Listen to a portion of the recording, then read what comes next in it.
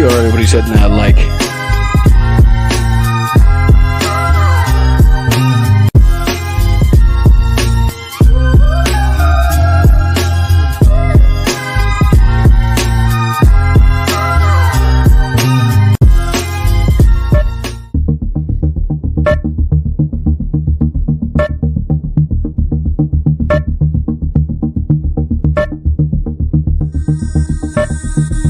You're watching Blunt Politics with Boston Brian. And I guess here we go. We're back. And I should probably take that off the screen. That would probably be wonderful. I mean, why wouldn't I? I just like to keep it up there, just remind you where you guys are watching and what you're watching. Top of the morning to you. Everybody's a little Irish today, aren't we? Aren't we? Does everybody have their drinks ready? This is not an alcoholic beverage, YouTube. Not, I repeat, not an alcoholic beverage. It is a green Pepsi. It is a green Pepsi, green Pepsi. Cheers. Cheers, everybody. How's everybody doing? Welcome. Welcome. How we doing, chat room? William, Loquera, Pauline, Jolie, Some Watery Tot, Ken. Everybody's here. Hi, Mel. How you doing? It is pretty shit. Thanks. I appreciate that. And if you want to know something even better, then that's even better than my awful Irish accent is this is how stupid I am. Check this out. This is green. Yes. Just put this on about 13 seconds ago because check this out. I had gone through a lot of trouble to find this shirt and let's just say didn't do much thinking behind it because when I found it, I thought I had hit the jackpot. And then I sat down in front of the camera. And let's just say wasn't going to work out. Yeah. But it does say Ireland. But let's just say I don't think we could do the whole show like that. What do you think? No? Anyway, I'm not an idiot. Well, lots going on, lots to talk about. Chances are we're not going to get through it all because asshole talk for over an hour and a half again in Dayton, Ohio. But what are you going to do? I thought we would start off with a little bit of news coming out of Ukraine and Russia because shit has been going down, let's just say. Ukraine has started what seems to be a calculated campaign against Russian oil refineries, taking out rough figures have said between 10 and 12% of their refining capacity in the last, 72 hours alone. So let's get right into it. Let's see if this works. I wanted to show you this video. Hopefully I don't get into any trouble with copyright. I think I'm going to have to stop it and, kind of put my own flavor on it. Let's just say I'm going to do this one and I'm going to do this one. And then I'm going to go to over here. I'm going to do this. I'm going to do one of these things. I'm going to do that. And then I'm going to do this. All right. So let's do this one. That'll work. That's not it. That'll work. That's not it. What do you say? Maybe, I don't know. Oh, yeah. I got to go large screen. Big it up. Big it up. So how's everybody doing? Is everybody drinking? Is everybody not drinking? Are we partying? Is everybody Irish today? Let's go. Let's see.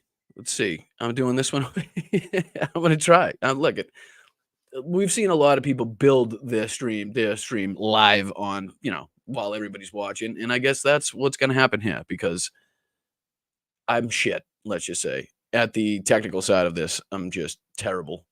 Terrible. Mel can attest in the chat, as I'm sure she will. But let's see if this works. Let me know if you can hear it. Let me know if you can see it.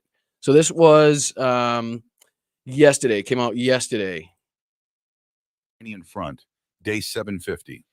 In the Bakhmut sector, Ukrainian armed forces repelled 5 enemy attacks near Bodanivka, Ivanivka, and Klishchiivka in Donetsk region, where the enemy was trying to improve its tactical position. 2 Russian APCs went on a combat mission towards Ukrainian.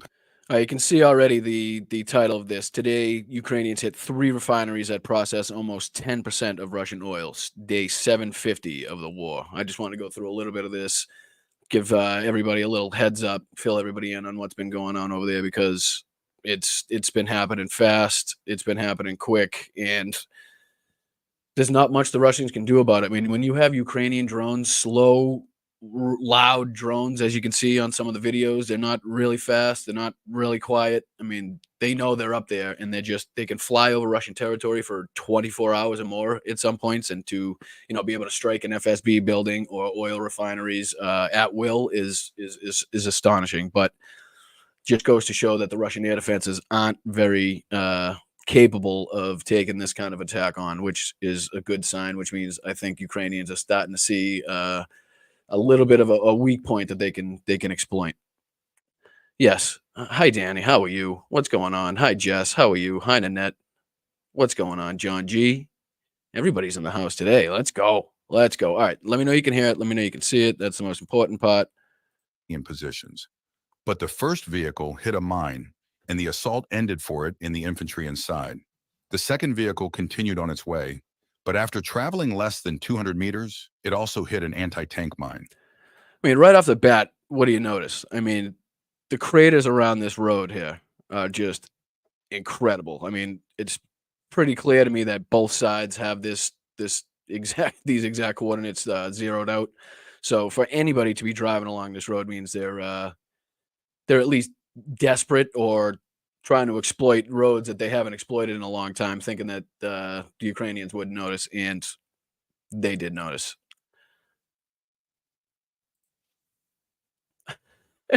Poor drivers. Where does the sound go? Can you hear it? I can't hear it. I can't hear it. Can you? I don't know where the sound went. Fast forward. Orlivka, There you go. Tonenka, Pervomaiska, and Vodiane in All right, Donetsk this is region. showing. This is good right After here. being hit by an artillery shell, the Russians realized that they would not be able to pull the APC-82A out and decided to abandon it. So it was not a problem for the Ukrainians to destroy it. Having hit the APC with just one kamikaze drone, the shell pulled back the enemy in the areas of I do have to be careful on Georgivka, what I show and what I don't show Novomykhailivka because in this Donetsk region, is off of Reddit. where the so enemy tried to break give through me a the break defense if I of have to Ukrainian skip through a troops few parts 18 here. times. The video shows 3 Russian infantry fighting vehicles heading toward Ukrainian positions, followed by a landing. But the first 2 did not reach their destination because they were hit by artillery. One infantry fighting vehicle managed to break through to the forest belt, but There's a the Bradley went to Bradley. meet it and began to attack the Russians at close range. And after doing the job, the Ukrainians returned to their positions without losses or damage to their equipment. You gotta love seeing the Bradley in action. I mean, check those things out right there.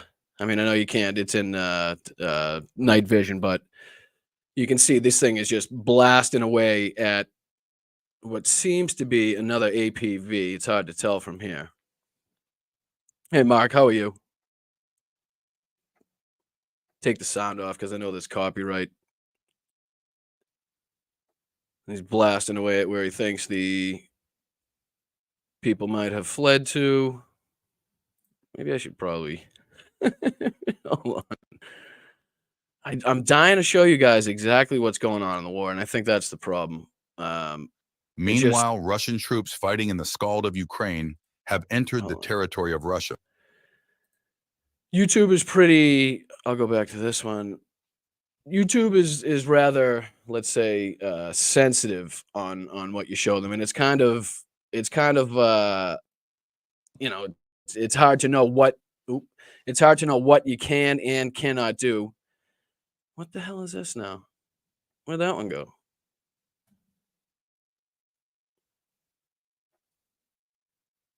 I don't know where it went. I'm not gonna lie to you. Yeah, it's hard to know what the hell you can and cannot show. So let me skip away from that, until I actually know what the hell we can see and what we can't see here. I think it'd probably be better off just to hop right into this maniac. Which again, All right, so we're in Dayton, Ohio. I'll get into a little bit of the Ukraine stuff after that, more of the numbers, but I get a little nervous showing you that. I'm not 100% certain on what I can and cannot show you right now. So until I figure out the the rules and the ins and outs, I think it's better safe than sorry. And no, Mel, I have no idea where the other one went. I know you're already yelling at me, so I don't know where it went. It's not there anymore. All right. Donald Trump, Dayton, Ohio. Looks like it's windy right off the bat. Looks like chances are he's going to have a MAGA hat on. You don't think he's going to let those luscious locks flow around in the wind, do you? I mean, come on. Where are we now? Looks like we're right at the airport at Dayton. And they what? Just set up a bunch of chairs? Is what's going on here? A bunch of chairs, bunch of flags. You're all set for a Trump rally? Seems to be the name of the game. All right. So let me see if I can head over to he. I'm going to do the even split. And then I'm going to do this one.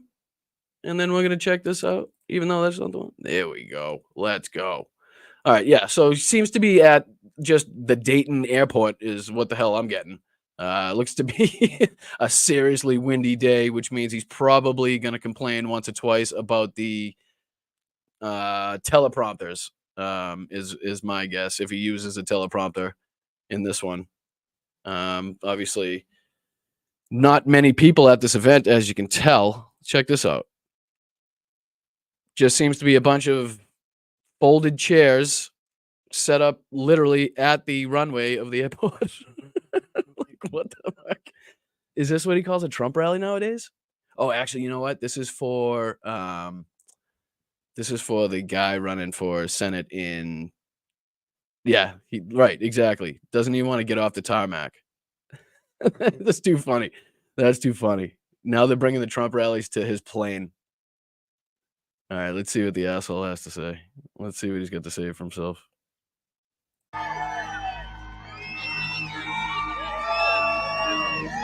Ladies and gentlemen, please rise for the horribly and unfairly treated January 6th hostages. What was that? A WWE like introduction to the national anthem? Did he say horribly? You don't play the whole. No. Oh, I can't do this. I can't listen to that. I'm gonna stand right here. How long can he stand like that with his arm raised, you think? He's got to be cramping up after what, 20 seconds, 25 seconds? Come on. Come on. Come on. They're really going to play the whole thing. Holy Christ. These things are demented now. Right, Can you see the spirit from the hostages? And that's what they are, as hostages. They've been treated terribly and very unfairly. And you know that, and everybody knows that. And we're going to be working on that soon as the first day we get into office. We're going to save our country, and we're going to work with the people. Jesus, stumbling right off the gate, huh? Not sounding great there, Johnny. Not sounding great. To treat those unbelievable patriots, and they were unbelievable patriots and are. You see the spirit just cheering, they're cheering while they're doing that, and they did that in prison. Are the teleprompters not working already? Is he freestyling right off the bat here? Doesn't sound like one of it doesn't sound like the beginning of his speech, to tell you the truth. And it's a disgrace, in my opinion. So I just want to thank you, and I want to say a very special hello to Dayton, because Dayton turned out to be a big victory for Trump, and that was good for all of us. No, not good for anybody, especially the people that voted for you. It's even worse for them because they think they're doing a good thing when in reality they're just literally voting against their own freedoms. But, who am I? And I'm thrilled to be back with the proud, hardworking patriots of the great state of Ohio. I won this state, and not many people there, not going to lie. Looking like what? Maybe 1,200 people, 1,000 people there from what I've seen so far of these shots. You won this state.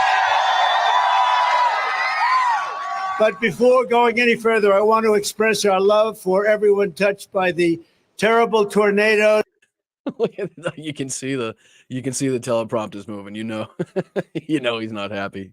that hit your state. They really hit it hard. Our hearts are with the families that lost a home or loved ones, and it's very serious situation going on right now. So we are all praying for them. It's just so insincere when he says anything like that. When he tries to, bring up a tragedy and talk about how he feels about it. It's incredibly just not heartfelt. And I know everybody here, this is a very big crowd, and I know everybody here feels the same way. As you know, this has been something very important to us. We see people in trouble. They're really people in trouble. We're going to help people in trouble. Right now, our country's in trouble, and we're going to help our country We are in trouble. We're in a pit of fire. If you look outside your window right now, it's literally just people running with machetes. Chaos in the streets right now. Looks like a run on the banks, too. Is that a run on the banks? Looks like a run on the banks. Might be a run on the bank. I might have to stop this stream here, actually. No, of course not. No, the guy's an idiot. in trouble. We're going to make it great again, and we're going to do it. Thank you, Daphne. Happy St. Patrick's Day. Go easy on yourself, you fucking plumber. I read that in my accent. That was good. I liked it. Very fast. So, as you know, this has been an incredible week for our campaign. Unbelievable week. Yeah, just incredible week for you and your campaign. Just if anybody saw the video that he posted to his Rumble page or Truth Social, where it looked like a hostage video, where he was announcing that he was now the nominee for the Republican Party. Didn't look to be too enthusiastic. Didn't look to be very happy about having to come out with a video to announce that he was now the nominee, because there wasn't much fanfare around it. Otherwise, he looked really dejected. He did. It was kind of good. I enjoyed it very much. So, And on Tuesday, we won Georgia, Hawaii, Mississippi, and Washington. And we won them in record numbers, by the way. I mean, the numbers are crazy. What the? they were crazy. It was the least amount of people ever to show up, but luckily the percentages were still there, which gives us something to, at least tell you guys in the news and say at my rallies, because otherwise we'd totally be fucked. Because not many people showed up at all. Not at all. No, sorry. The hell is going on? Something's going on here. Right. Your support is dropping. People don't want to vote for you. They realize you're a madman. That's what's going on. Something's up here, people. I don't understand. I tell everybody I got 92% of the party, and here we are getting it like 60, 70%. What the fuck's up with you people? Can you vote twice or something? Let's go. Because they've never seen numbers like this. You know what it is? They see how bad these people are that are destroying our country. That's what it is. That is what it is. That is what it is. And that's, in my opinion, what it really is. And we clinched a thing called. Thank you, Danny. I appreciate you. Thank you very much. I honestly, Shelly, I'm sweating because I realized halfway through the beginning of the show that I didn't really think about what I can and cannot show on here. So, not gonna lie, I panicked. I did. That's what happened. Not gonna lie to you. Not gonna sit here and lie to you. The Republican nomination for President of the United States.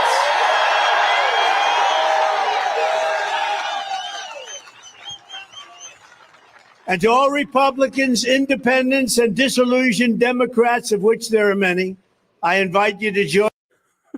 He's added that into his speeches lately, of which there are many. Never met one, but I've heard there are many. It has been said that there are many. somewhere by somebody. Join our movement to save our country, and we're going to save our country. This is the greatest movement in the history of our country. And, I was saying the other day that in 2016, one of the biggest issues was the border. And I sort of won on the border, I guess, maybe. And we fixed the border. We fixed it so good that I couldn't even use it in 2020, even though we got millions and millions more votes in 2020. But we fixed it so good. And by fix so good, I mean let a raging virus into the country, which killed over 1 million people, thus allowing me and my Nazi henchmen, Stephen Miller, to implement Title 42, which he had been wanting to implement since way before COVID was even a thing, which then shut down, the border. And, even though all migration around the world had pretty much ceased at the moment, that's the period in time. They wouldn't let me tout that for some reason. They wouldn't let me say it. I don't know why. They just wouldn't let me say it. Might have been the million dead people, I should say. That's what they say. That's not what I say. I don't think people would have cared, to tell you the truth. But we couldn't even talk about it. I'd say, I want to talk about the border. Tell them what a good job. They said, sir, you fixed it. Nobody cares. That border was a tiny fraction of what this border is. This is the worst. Nope, same size. Just the same size as it was when you were president. Hasn't changed. Hasn't gotten any shorter. Hasn't gotten any longer. It's the border. In the history of the world, there's never been anything. Millions and millions of people are pouring into our country. Probably 15 or 16 million. Thank you, Diana, for the 5 gifted. I appreciate you. People. That's almost larger than any state we have in the union. Notice how they all say different numbers. Right side will say 9 or 10 million. The guy that he's stumping for right now says what? I think he says 12 or 15 million. He says 19 million. They can't get the numbers right. They have no idea what the fuck they're talking about. And they're coming in from places you don't want to know about. So we're going to fix it again. But boy, what a mess. What these people have done to our country. It's almost hard to believe, frankly. The fastest way to reverse every single Biden disaster is to very simply just put me back in office. We'll get it done quick. Yeah, just put me in there. Why wait till the election? Just put me in there.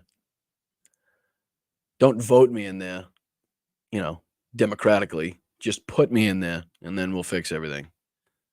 He just loves coming out with exactly how he feels. And still, people don't want to believe him. They don't want to take him seriously. Half the people that I'm talking about are members of his own party, but there are others out there that know better, but just don't get what it. I don't know. I don't understand it. He's telling you. He's telling you. We'll get it done very quickly. And we want to have a rock-solid majority in the Senate. We want to take over the House. We have incredible people here with us today, some great leaders, and leaders that have been warriors for me. And that's why we want to follow up our historic victory this week. That was a great victory, the biggest and the fastest ever. It's never been one that quick. We moved very quickly. We got very tough in the end. Said nobody about Donald Trump ever, unless he's in the fastest golf cart. Didn't we? We had no choice. We wanted to get a little tough to get it over with, and we got it over with. But it's the fastest ever, and that means we have the. What does that mean? The fastest ever to what? Receive the nomination he's talking about? Or the fastest ever to win Dayton, Ohio? What the fuck? Longest wait ever. 7 months is a long time, a little more than 7 months. It's like an eternity when you have people that are incompetent running your country into the ground. But if we could, we're going to take that victory and we're going to add to it with Bernie Moreno, who's a fantastic. That's the asshole's name. That's the guy. That's the guy. Bernie. Hey, Bernie. Bernie. Weekend at Bernie's reference. Guy. Bernie is a fantastic guy. He's getting some very tough Democrat fake treatment right now. He's getting some tough Democrat fake treatment right now, which totally means something, I guess. What the fuck? And we're not going to stand for it because I know Nope, not going to stand for it. Nobody's going to stand for that, folks. Not that we know what we're not standing for, but we're just not going to stand for it. this man. We all know this man. He's a hero. He's a winner. And we're not going to let these people are sick between Russia for 2 years and Ukraine, 51 intelligence agents. I want one after another. One would stop and then they'd lie again. And all the way.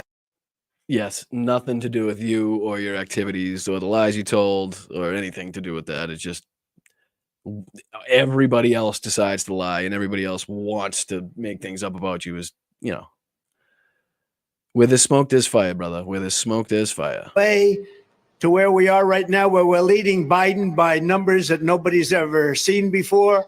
And we have to keep it going. You're right. Nobody has seen him. So Bernie Moreno, we want to.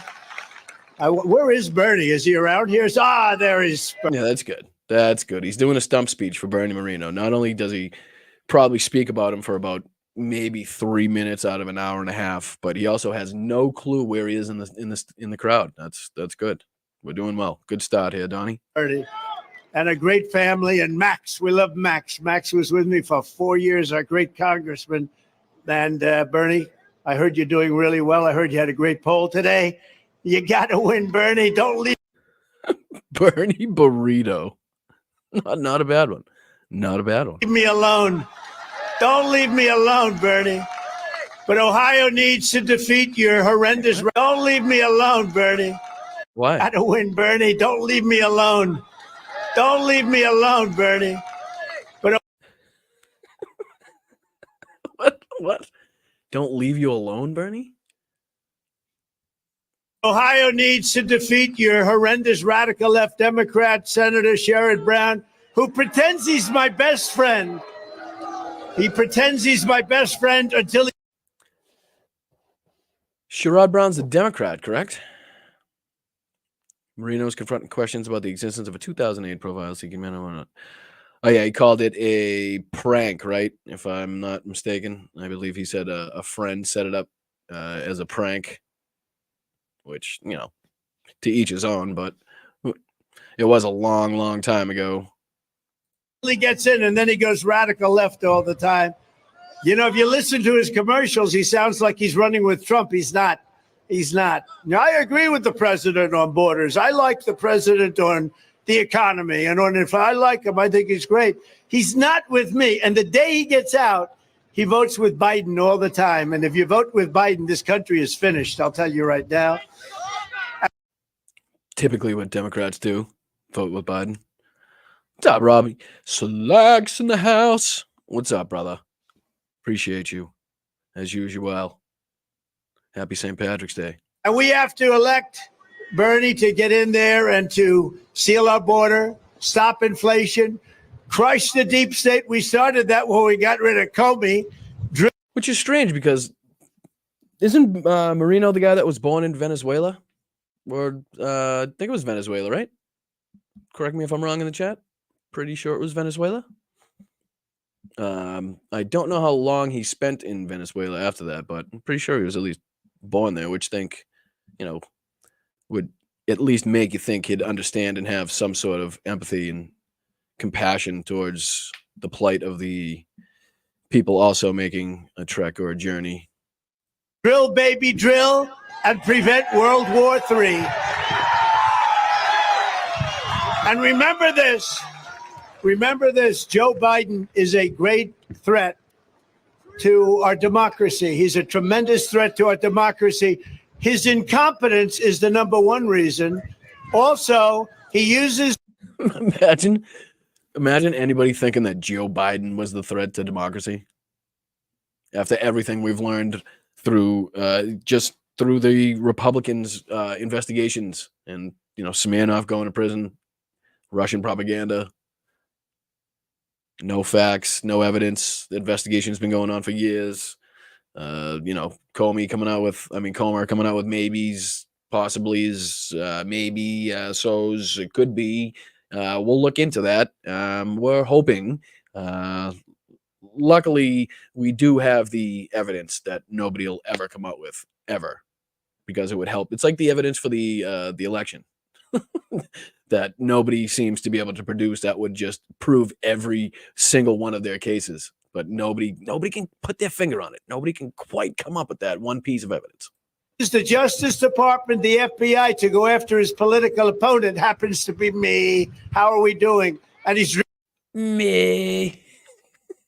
Happens to be me. driven my numbers through the roof.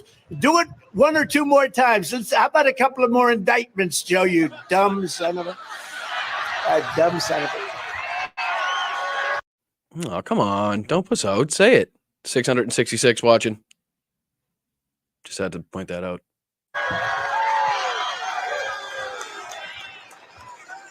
Somebody said they're indicting this guy into the office and office of president, but they've never done that in this country before. That's never happened. But we're going to discuss that. You know, the nice thing we have, it's a beautiful day. A little windy out here, I must be honest with you, but that's okay. You know, it's good when you don't have to use a teleprompter, because I can't read a word on it. I knew it. Yep. Yeah. It was only actually lasted longer than I thought he was gonna. I'm not gonna lie. He did last longer than I thought he was gonna before saying something about the wind or the the teleprompters. Let's see how mad he gets. They're moving around. I don't know what the hell I'm doing up here, Bertie. These suckers are moving. My guys did a great job in planting them solidly. Oh, come on. What's he going to rip on his own team now? Thank goodness we can do a non-teleprompter speech. It's actually much better. But these teleprompters. Non-teleprompter speech. I love it. That's when he's at his best for us, because he tries to just go off the top of his head and he ends up saying the most ridiculous shit. So I'm hoping these teleprompters blow the fuck over. They're moving around. I'm trying to go. I'm trying to.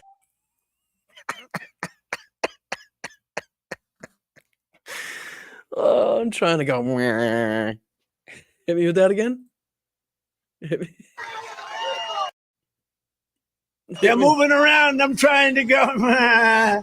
I'm trying to follow. No, we don't need them. Isn't it nice to have a president who doesn't need a teleprompter? Isn't that nice?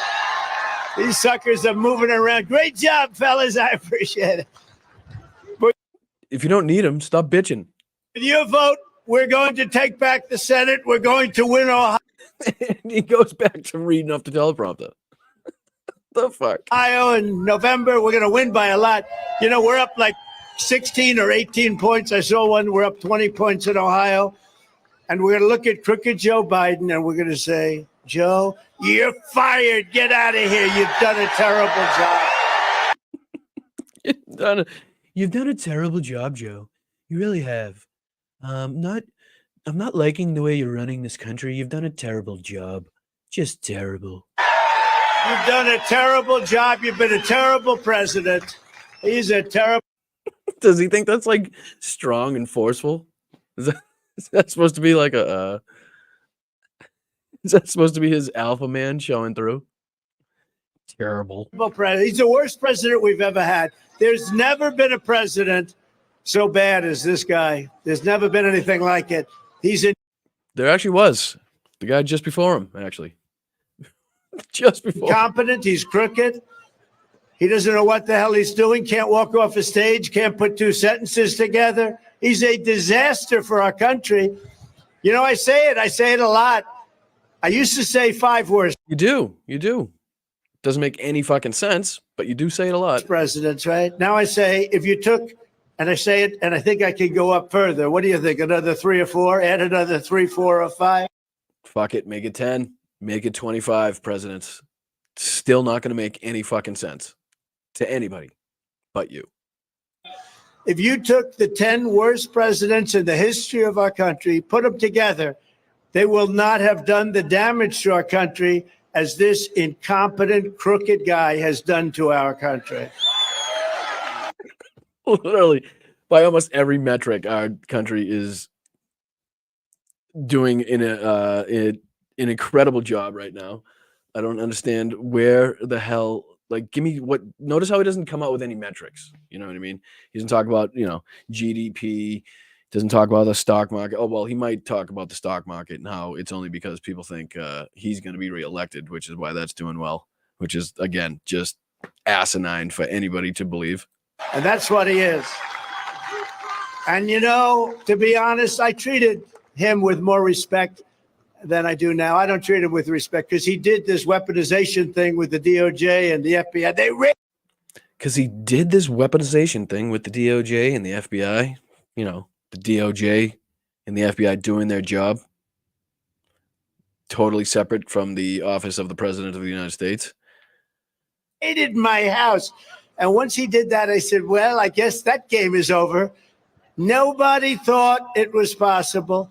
In fact, even the lunatics over at CNN and MSDNC, they would say, well, no, these aren't crimes. These aren't crimes. You find. Yeah, don't. I'm gonna need to see those clips, sir. I'm gonna need proof on that where they say that nothing you did was a crime on CNN and MSNBC, because that's something I would love to see. That would be really, really something. An election and they end up indicting you because you fought a crooked election. Think of it. You fight a crooked election and they indict you. They don't indict the guys that made the election crooked. They go, the people. The guy is a joke. He just still doesn't understand that he would gain so much more than he wins by still bring it up the 2020 election if he just didn't bring it up anymore. He seems like such a fucking sore loser, and I love it. Believe me, I'm not trying to give him any information or any tips here, but the fact that he can't get it through his fucking skull, he's just so vain and so cannot take the fact that he lost. People that want to have honest elections get themselves in trouble because these people are sick in Washington, and we're going to change it around fast. I'll tell you right now. But among my very first actions upon taking office will be to stop the invasion of our country and send Joe Biden's illegal aliens back home. So just basically every speech he gives now is going to be 100% about the border, which makes it all the more obvious and blatant why the Republicans would kill the border bill, so they could do exactly this. So Trump had this exact thing in his bag because he's making this whole friggin' thing about it. These are the roughest people you've ever seen. Now we have a new form of crime. I call it Biden migrant crime, but it's too long. So let's just call it migrant. Oh my God. If it's too long, stop fucking saying it. That's the whole point of saying it's too long. If it's too long to say. So don't fucking say it. He doesn't even get his own shit. It's unbelievable to me. It really is. And I know everybody in the chat right now is thinking the same thing, but it just still blows me away that even these 63 people in the background, you know what I mean? Come on. What are they thinking? Why? What's going through your brain, people? What's going through your brain? We have a new category. You have vicious crimes, you have violent crimes, you have all these. Now we have migrant crimes, and they're rough. They're rough, and it's going to double up, and you see what's happening. Throughout the world right now, I don't know if you know this, crime is way, way down. You know why? Because they sent us their. Is he about to say that crime is down around the world because all the criminals are now in the United States? Please tell me he's not going to say that. Please tell me he's not. Please tell me he's not going to say that. Crime is way, way down. You know why? Because they sent us their criminals. That's why. It's yeah, that's it. That is it. Gotcha. Perfect. Perfect explanation. I mean, if you think about it, it is reasonable that somehow every criminal was persuaded by their government to somehow immigrate to the United States through Mexico. Perfect sense. Gotcha on that one. True. It's true. They sent, Venezuela is down 66% because they sent us their gang members. Crime's down in the United States too, up in certain categories and certain populations, but overall, since the 90s, crime is way down, if I'm not mistaken. And their gangsters. They sent us their drug dealers and their murderers. They're all coming into our country. And Venezuela now, their crime is down 66%. And all over the world, crime is down. Why, if how do you get the successful drug dealers and murderers to leave the place where they're having success? Like, why leave a place that is corrupt and the crime is flourishing, as Donald Trump would say, and the criminals are basically running the yards? Why would they leave that to come to the United States where there's much more laws, much more strict laws? They might have a problem getting in, and I'm critiquing this like he's a serious man. I fell into the trap of critiquing it as it was something serious instead of just making jokes about it. Because they've sent them to the United States of America. We have a stupid president that allows this to happen. It's like watching a fucking a seventh grader in an argument. It really is. He's just he doesn't know words long enough to make his point. Stupid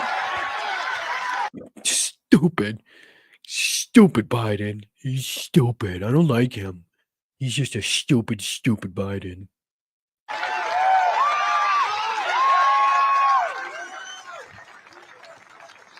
Thank goodness we have JD here. That's all I can tell you. Boy. Oh, we have Jim Jordan here. Whoa, we have the heavyweights. We have Jim. We have the whole group. Wow, that's exciting. Wow, that's exciting, Jim. JD, thanks for coming. I hope I sound excited because I'm trying to fake like I am.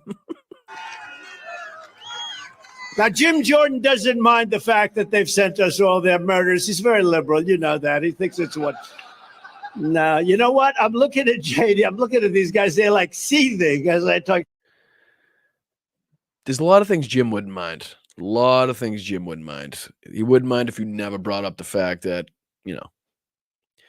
he kept it on the hush-hush that several of his wrestling students were being sexually assaulted at Ohio State. It's a lot of things that he probably doesn't want brought up, but, helps. It helps to talk about, let's just say. It does help to talk about. Seething. They're so angry. Think of it. All over the world, they're smart people. I know many of the leaders. I got to know them very well. They're smart. They're tough. They're streetwise. We have a man that can't talk. He can't even talk. I thought he talked too well. I thought he was yelling at the State of the Union. Wasn't he yelling? Wasn't he speaking too fast, you said?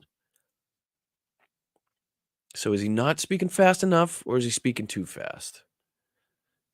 Is he yelling, or can he not speak at all? Just you can't throw me both ways here, Donnie. I can only come on. Let's go. I can roll with you for a little bit, but you're gonna have to stop making sense at some point to somebody. Talk. He doesn't know where the hell he is. He can't. Thank you, Kathleen. I appreciate you guys being here. And I just want to say thank you guys for the generosity and the well wishes and the nice comments after last weekend too. That was unbelievably nice of you. The outpouring of just really, really nice comments on the video where it was really touching. So I do appreciate it, and I did pass them along. Find his way off a stage like this. Well, this one's tougher because we only have four stairs and a long ramp. So this one I can understand, but he can't find his way off. Hopefully it doesn't rain. Trump's gonna have a real issue getting down that ramp. Trump and ramps, two things that don't. It's like oil and water. Unless he has something really strong to hold on to, like, I don't know, a Marine. Off a stage, can't do anything, and he's in charge of dealing with Putin and Xi and Kim Jong-un of North Korea. The whole thing is crazy. It's crazy. But when these guys who are incredible, When these guys hear the stories about crime, to me, that's one of the worst of all. And this is Play that back. I'm dying to hear a sentence that makes sense. crazy. But when these guys who are incredible, when these guys hear the stories about crime, to me, that's one of the worst of all. And When these guys hear the stories about crime, to me, that's one of the worst of all. Quote unquote, former president of the United States, Donald Trump. And this is all over the world. They're sending from all over the world, not just South America, Latin America. They're sending them from Asia. They're sending them from Africa, the Congo. South America, Latin America.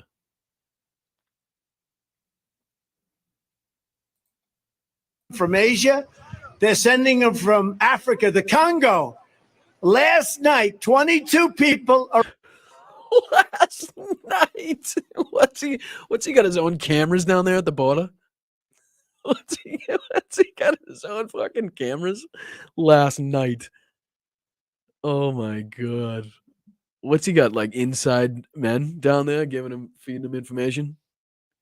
Yeah, tonight, sir, we had 22 from the Congo. And if they he kills his own story with this by doing this. If they came in last night, if 22 came in last night from the Congo, then clearly they were intercepted and processed because we know there was 22 of them and where they were from, the Congo. Seems like the border is working. Arrived from the Congo. Now, the Congo is a very nice place, I would imagine. But they arrived from the Congo and they came from prison. Where are you from in the Congo? What's your address? Prison.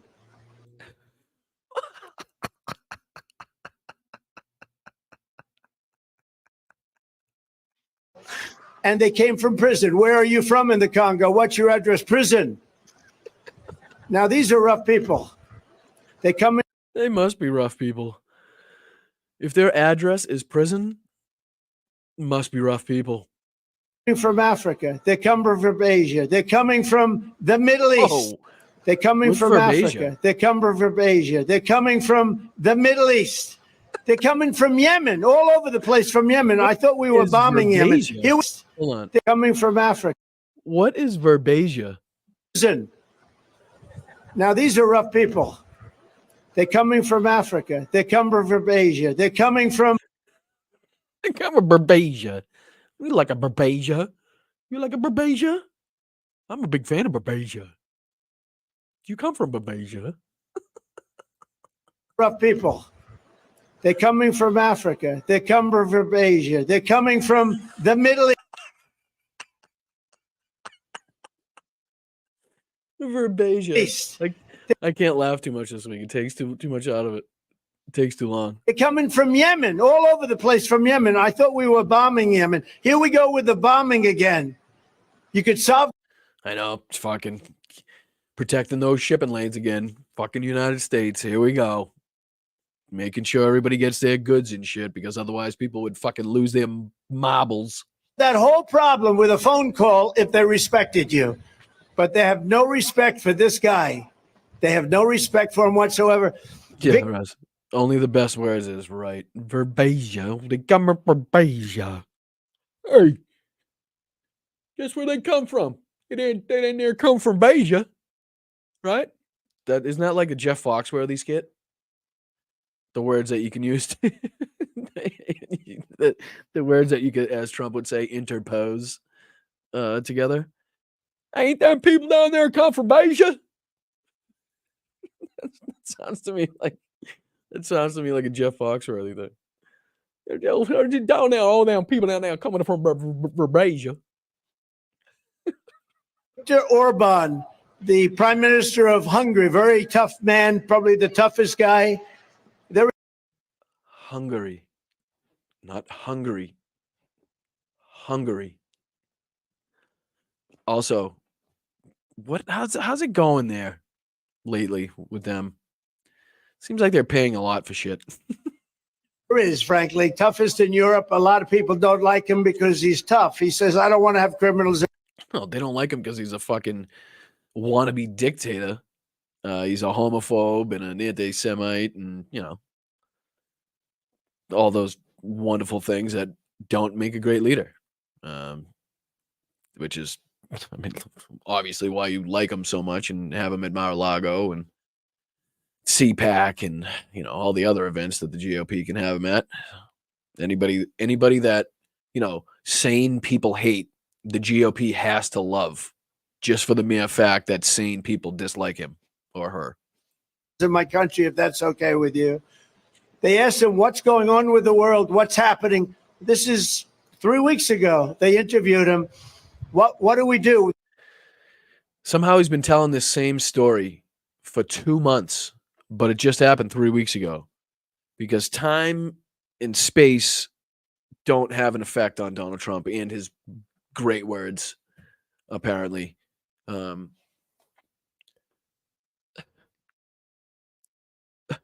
This is like how did the fans there let him get away with that? You know what I mean? Like, I wouldn't want to be made to look stupid, right? Like, if we know you're blatantly making up a story, but playing it off as something that actually happened, like making up a story is one thing to get your point across, but to say it at every rally like it actually happened, but to change the dates and the times and when it happened and the people that happened, and it's at some point I'd get pissed off, even if I did like Donald Trump. The world is blowing up. Israel, Ukraine, the whole place is blowing up. No. Those two places, obviously, not having the best of times, but I'd like to say that we have seen worse periods on this giant rock we call planet Earth before, and I might add, we've never seen a moment in time where human conflict wasn't a thing. So let's not all get too crazy. I'd love to see both of these conflicts solved as soon as possible, with the least amount of bloodshed. But let's not make it seem like the entire world is burning right now. We seem to be doing pretty well against China. Ukraine seems to be doing rather well against Russia. The whole Israel-Palestine is I don't know. Something needs to be done about that as well, but hopefully we'll get there. We'll get there. What do? He says you get I back. can tell you one thing. It ain't going to get better with this motherfucker in office. That's for fucking damn sure. That's for fucking damn sure. None of those things. None of them. Not our country, not Ukraine and Russia, not Israel and Palestine, nothing. Zero of those things will get better if this guy gets put back in office, which he's not going to. President. But we need to get out there and vote just to make sure. Fucking all of us. And your families and their families. All of them. President Trump. When President Trump was president, we had none of this. Ukraine wouldn't have been attacked. They would. Yeah. No. See, that doesn't make sense either, because the whole thing started 2014. And again, I didn't hear or see you trying to do anything to get Russia out of Ukraine at that point in time, which then exacerbated the issue and let Putin build up troops, in which he then put on the Ukrainian border. Joe Biden took office, and let's just face it, at that time, not much was going to change Putin's mind. He was going in at that point. So wouldn't be fighting with Russia. Thank you, Treva. I disagree vehemently, but thank you. I do appreciate it. Russia wouldn't have attacked them for a lot of reasons. Number one, I said, don't do it. JD, let's go, brother. How are you? Happy Sunday. I thought, hey, you know what? Now that I think about it, I thought my Irish accent was pretty good. Not that one, because that's not. I don't know what. I think that's Scottish. Is that Scottish? I don't know. And number two, I'll have to work on that, laddie. The oil prices were too low for them to do it. They couldn't have afforded it. October 7th, Israel would have never been attacked. Again, Israel and Palestine had skirmishes and rocket attacks, and All the above under his presidency. Again, you can also look up the many of the other skirmishes and conflicts around the world that were taking place under his presidency. Anybody that thinks that this world was at peace under Donald Trump is just sadly mistaken and misinformed or uninformed. Iran was broke. I say it respectfully. Iran was broke.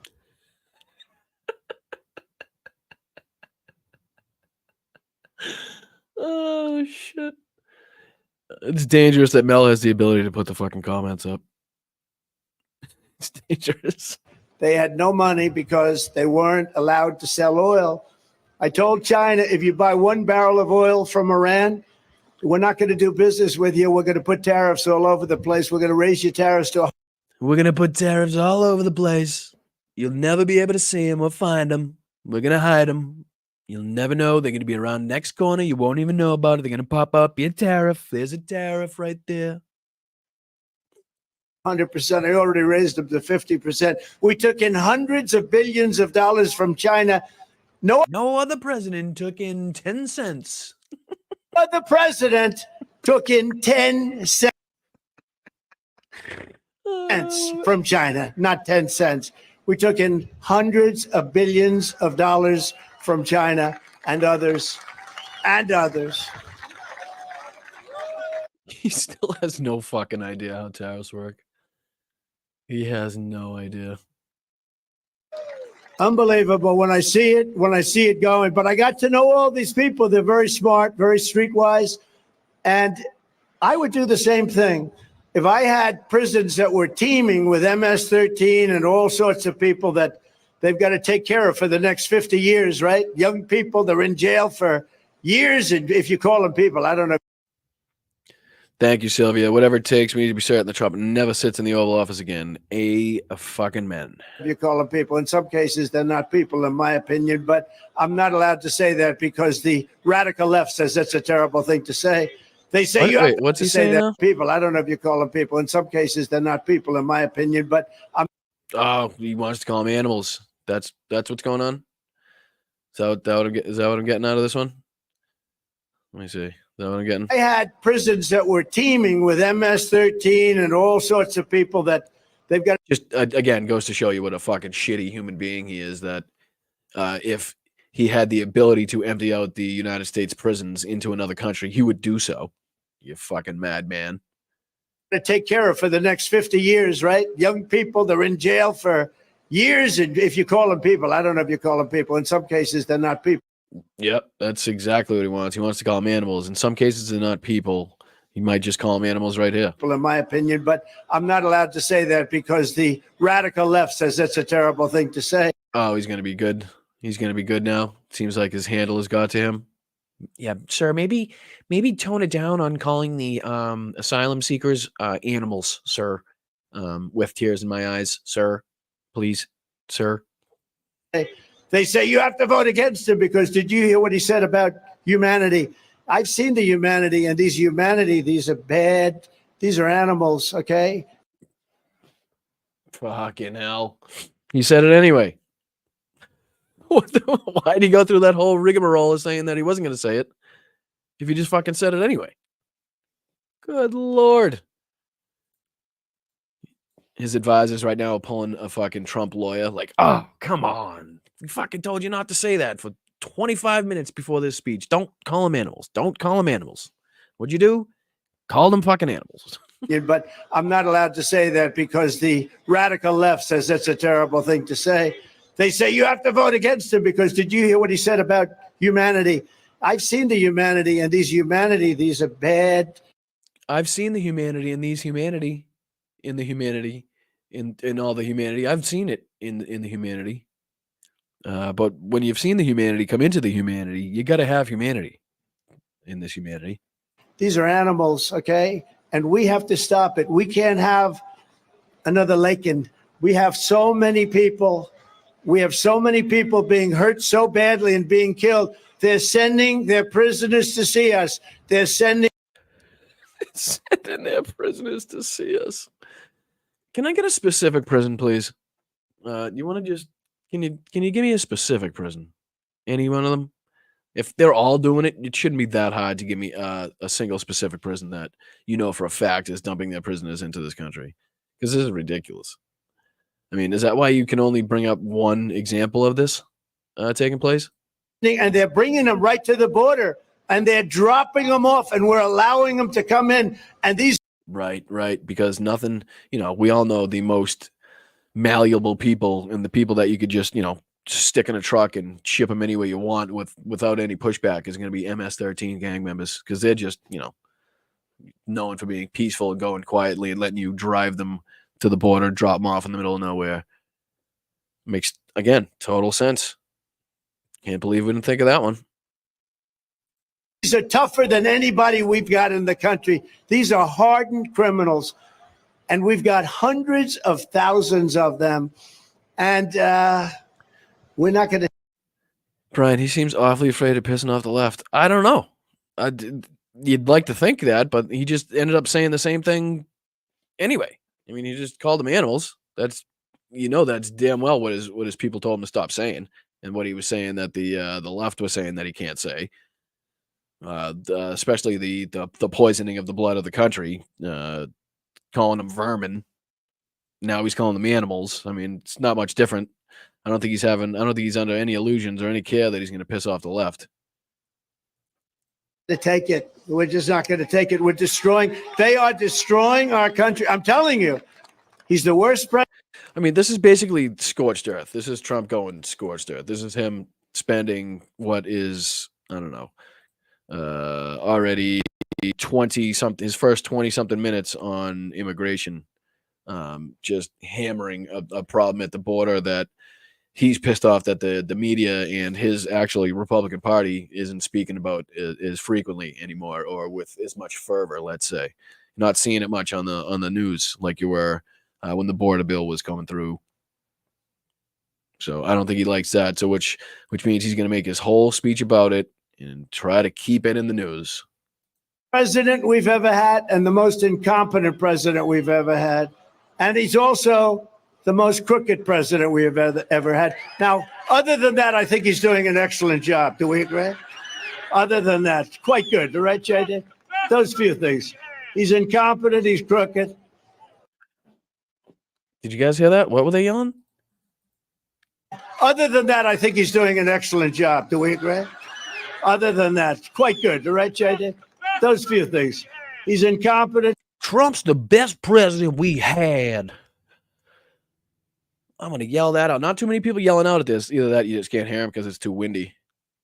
But is he still going off the prompters here? Hi, Rock Artist. How are you? Neighbor. What up, neighbor? I seen your name somewhere in there. There you are. How are you? I'll return that iron as soon as I'm done, I promise. Thank you. I couldn't wear the shirt anyway because of the green screen. Didn't think of that. But what are you going to do? I'll know that for next time. He's crooked. He's the dumbest guy. How the hell this happened? What a fake election that was. He ran from the basement. We got more votes than any sitting president in history, but we lost. I was told if we... You got more than... Wait, what? What was that?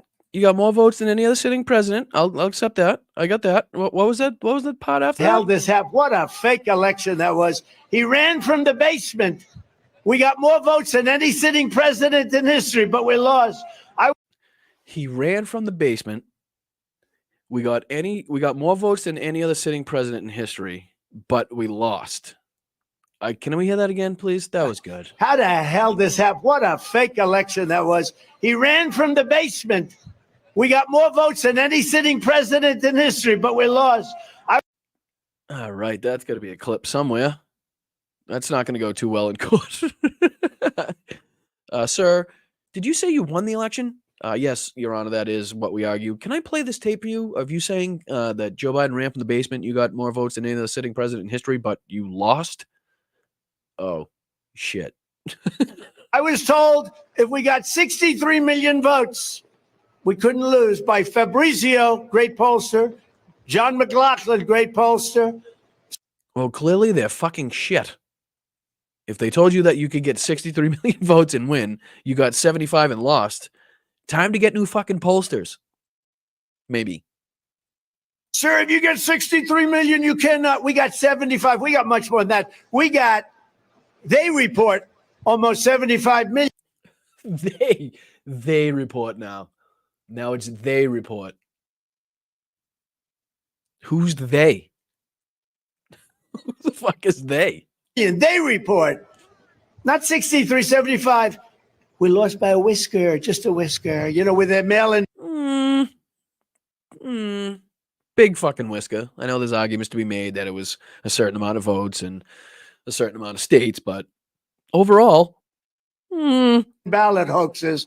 You better go quickly to paper ballots, voter ID, and one-day voting, or you're not going to have a country. You're not going to have anything. 1 week Oh, now it's anything. Now it's anything. We're not going to have anything. ago, I met with the family of 22-year-old nursing student, incredible person, Laken Riley, who was brutally murdered. Again, so many examples, right? If there's so many of these examples that you can pull from, of people that are from Venezuela that got in under a policy that you made possible while you were in office and not President Biden. If there was so many examples of this happening, well, again, why have to bring up the same one? Why continue? It's like the trans women in sports thing.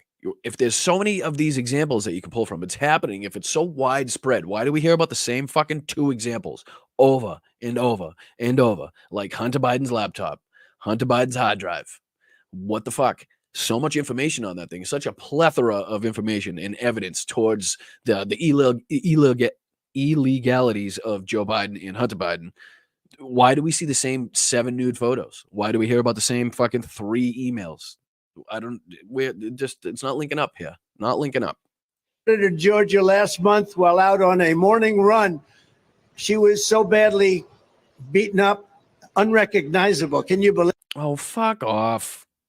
You sick fucking motherfucker. You know her parents are probably watching you. We saw the picture of you fucking with the autographed obituary photo of Laken Riley with her parents standing there smiling like they just won the lottery. I don't know.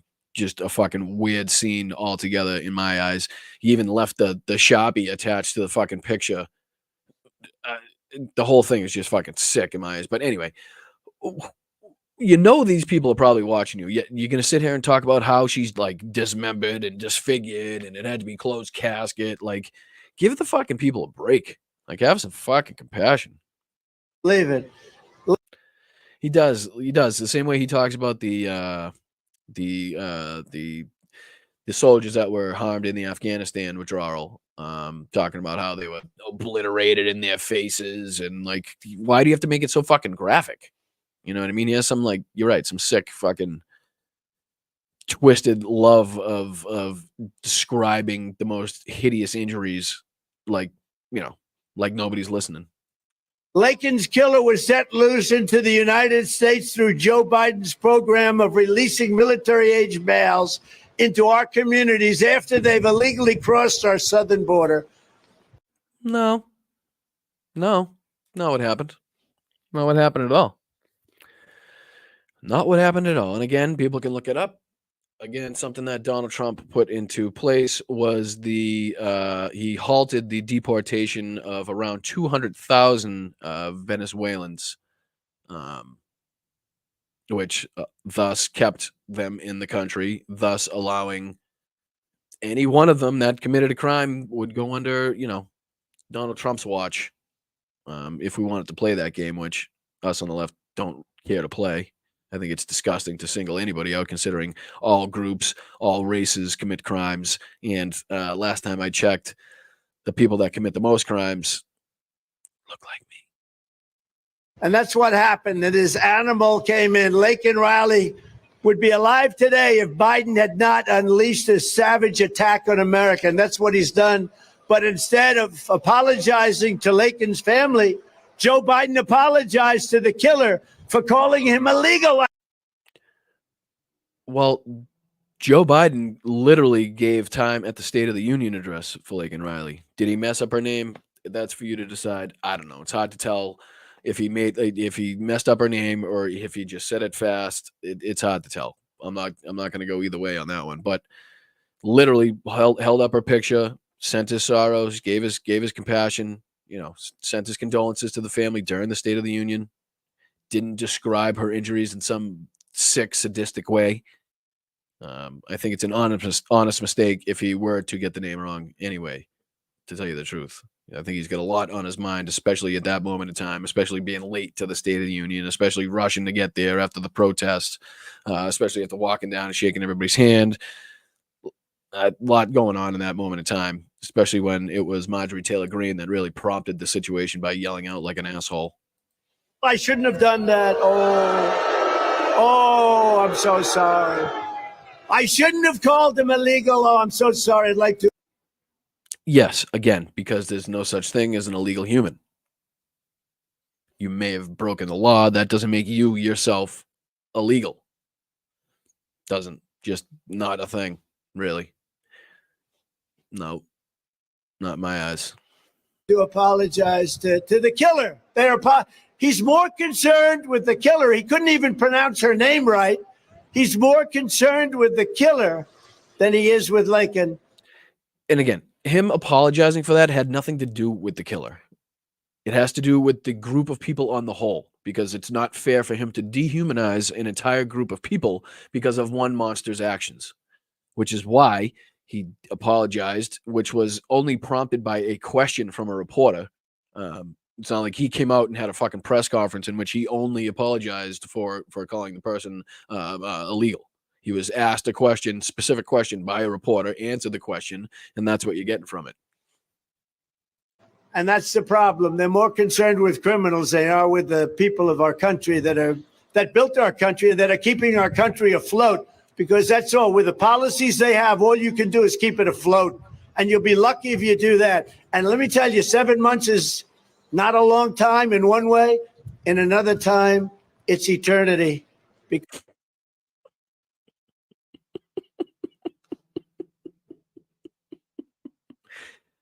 Oh, what a fucking poet. Afloat. And you'll be lucky if you do that. And let me tell you, 7 months is not a long time in one way. In another time, it's eternity.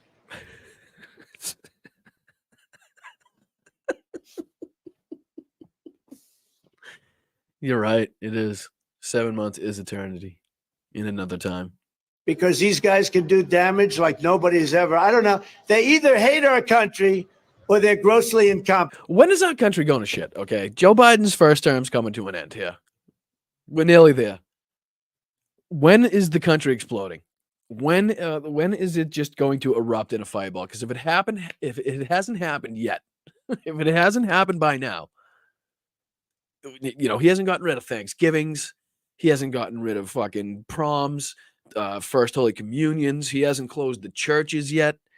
He hasn't just totally shut down the banks. He hasn't, no more holidays, no more Christmas. Can't say Christmas anymore, right? When the fuck is all this shit going to happen that he predicted? We're coming to the end here. We're coming to the end. I mean, how much longer are you going to be able to tote this shit? And anybody that can cheat on elections the way they do is not incompetent, okay? I think they hate our country. So he's not incompetent. So now they have a new term for people like this. They call them neighbors. Neighbors. They want to call them neighbors. So that people coming into our country illegally. Hi, neighbor. How you doing, neighbor? How's everything? And they punch. What?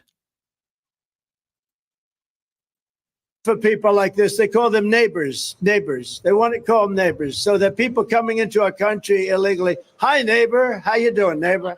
How's everything? And they punch you in the face and whack you. What? I swear, he's getting to the point where it's almost impossible to critique him. What do you say to that? Is neighbors a thing? Am I missing this? Am I the only one missing out on the calling asylum seekers neighbors now? Because if that's a thing, I missed it. What a group of idiots we have. This country has never seen anything like what's happening to it now. And it's true. We have never seen what's happening to our country right now. They're destroying our country. They're ruining our country. They're destroying it. They're ruining it. They're really doing a number on it. You can't see it in any facet of your life on a day-to-day basis, but believe me, it's going to shit somewhere. The Republican Party, we believe that Laken's killer is an illegal alien criminal. He is an illegal monster. He should never have been in our country, and he would have never been in our country. Never, ever would he have been in our country if the election weren't rigged, because we didn't allow people. No, you did. No, you did. 200,000 of them in one fell swoop. You literally halted the deportation of 200,000 Venezuelans, which thus kept them in the United States. So bullshit. I like call it bullshit, though. Like that into our country. We didn't welcome them, and they knew it. You know, does anybody like the snake? Do you know the snake? Oh, get the fuck out of here. I'm not doing the snake. I'm not doing the snake. How do I get by it? Not a chance in hell am I doing the snake. Oh my gosh. I have patience for only so much. And the snake I can't and do. late, she heard Nope. snake. Nope. She in for heaven's sake. No. Oh, did the paper fly away? Cried the vicious snake. He's got papers and shit blowing everywhere. Tender woman, cried the vicious snake. Whoa. Front row Joe got it.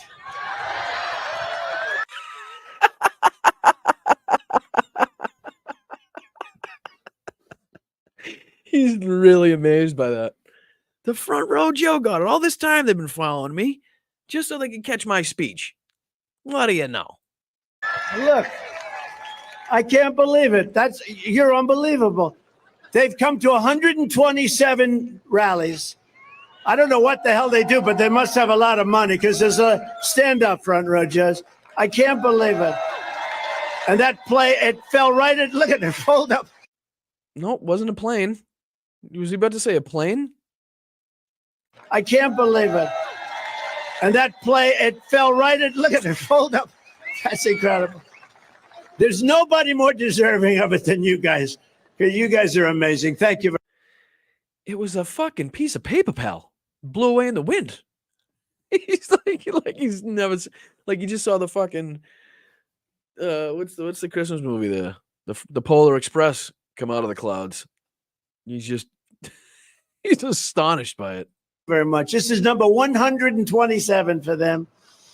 And I don't like to say it in front of them, but we have people that have actually come to more, you know, our wonderful women from North Carolina, right?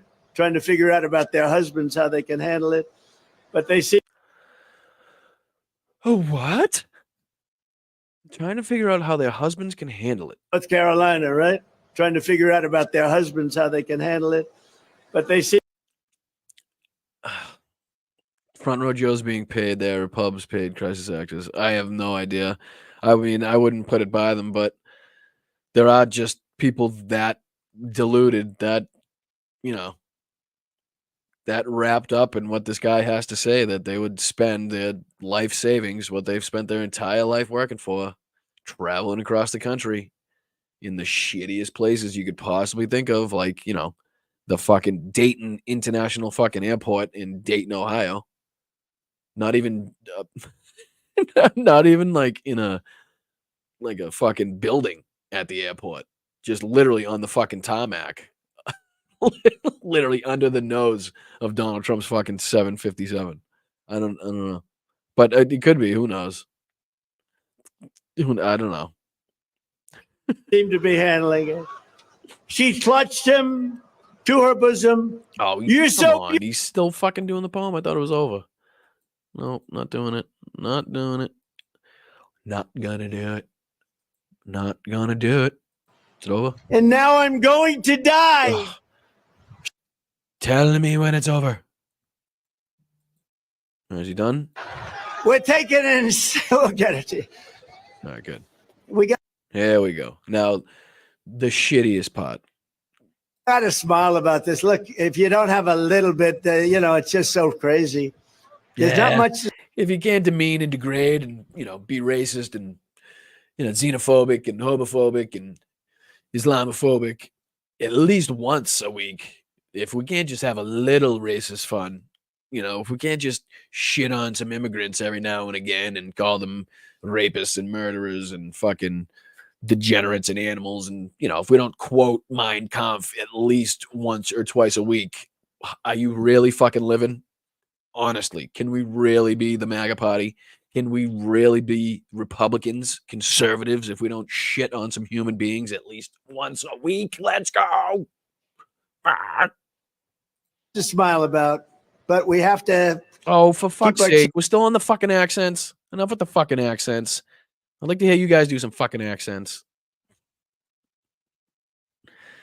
We keep talking. Keep fucking typing in your accents. How about that? Up because what's happening to our country has never happened before. Nothing like this has ever happened before. There's a gentleman named Sean Hannity. He goes on every night. He says, I'm trying, Peter. I am. And you're doing your best to help me. I know you are. And I do thank you for it. I do. I actually have a special thank you at the end of the show for you. So stick around.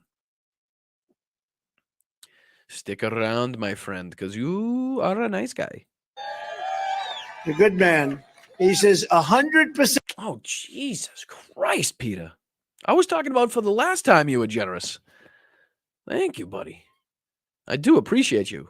And to anybody that's getting a membership through Peter's generosity, I mean, please give him a fucking thank you.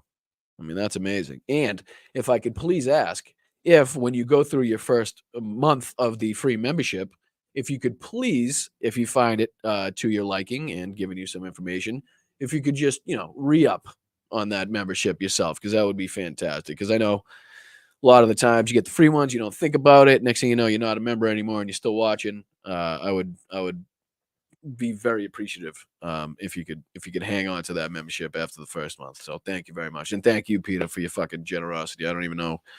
I'm gonna have to give you an Irish kiss. I do it in an accent, but people seem to hate my accents. I'm trying. I'm trying. Here we go. Certain that you're going to have massive attacks and big problems. And I have to agree with them. And, I've been right about everything. They say Trump's been right about everything. I'm trying to think of the first time I heard him say that. Because you're talking about one guy with one hat. One guy had a hat that said Trump was right about everything, and he's been talking about it ever since. have to agree that it's going to be, we have to work very quickly, but unfortunately for 7 months and now really for 2 months after that, just apparently I'm not an actor. I guess that's what it fucking comes down to. I used to be good when I was a kid at accents, although there was never anybody there to tell me I was shite. So maybe I wasn't. Maybe I just thought I was good because I was in a room by myself doing it. That could have been it. That could have been it. It's all coming together now. Not going to be working. You're going to be in the world of politics, and they'll be saying what a wonderful thing it is that they're destroying our country. How anybody can say what they say is unbelievable. Not one more American life should be lost to migrant crime. When I'm president of the United States, we will demand justice for Laken. On day one, my administration will terminate every open border policy of the Biden administration. We begin the large. What open border policies? Please do explain. Which ones? Because that, what's her name? Katie Britt from Alabama, on her response to the State of the Union, was hinting that basically every single one of Joe Biden's executive decisions that he had in the first so many days of his administration were all about the border. And that's just horseshit, along with the story that she told that made it seem like it happened under Joe Biden was horseshit. Largest domestic deportation operation in American history, larger than that by far of Dwight Eisenhower. Eisenhower. Yep, he's back to telling it. He's back to calling it. Again, like I've said on this channel before, what he's touting is Operation Wetback with a racist name that rounded up American citizens through military-style tactics. Look it up. That's exactly what he's talking about. Now he's telling you who he's emulating. He's telling you once again, he was leaving Dwight D. Eisenhower out of the conversation for a little bit. He wasn't bringing him up because I don't think he wanted to make the connection. But now I don't think he gives a fuck. I think he wants everybody to know exactly what type of tactics he's going to use.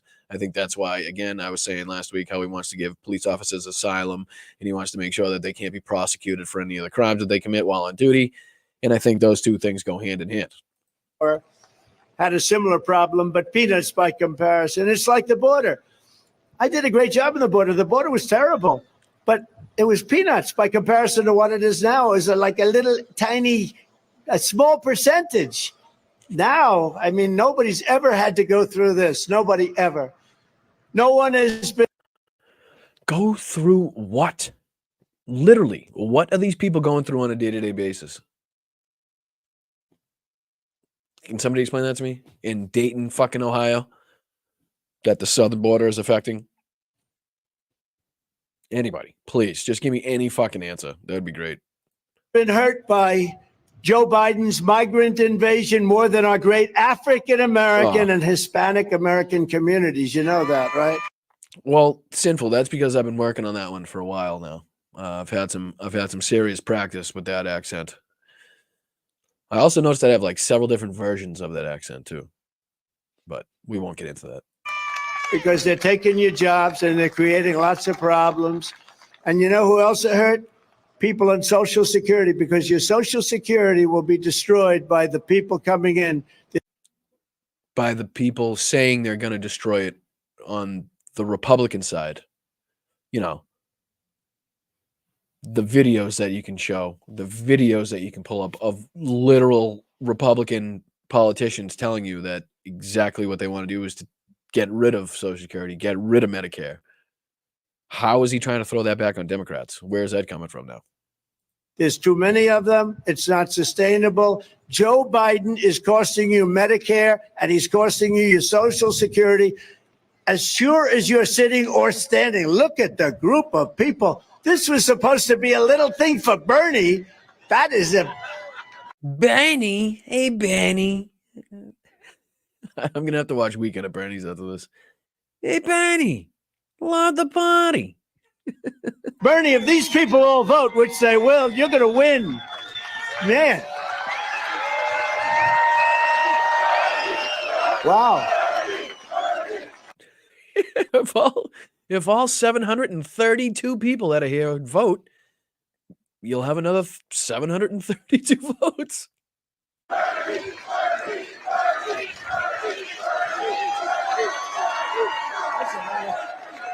That's a lot of people back there. Wow. That's very impressive. They said this is just a little rally for Bernie. That's not a little rally. I can't even see that. I'm surprised RSBN isn't panning the camera now because they got so many. What's it say? In order to receive a gift membership, you have to switch to accepting them in your YouTube settings for anyone not aware. I was not aware of that. Now aware. And I'm assuming that somewhere in this general vicinity area, region, kind of somewhere down there, I'm assuming. End of the crowd. Oh, yeah. I'm surprised RSBN hasn't panned the crowd yet because they've literally had to put it in their little video montage that they're known for panning the crowd because Donald Trump continues to call them out for not panning the crowd. Well, get out and vote. Good man. Get out and vote. Wait a minute. Didn't he just say he couldn't see to the end of the crowd? Hold on. Check this out.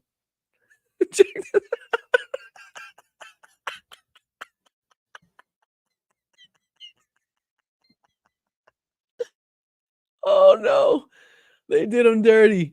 RSBN did him dirty. He was banking on the fact that they were not going to pan the crowd.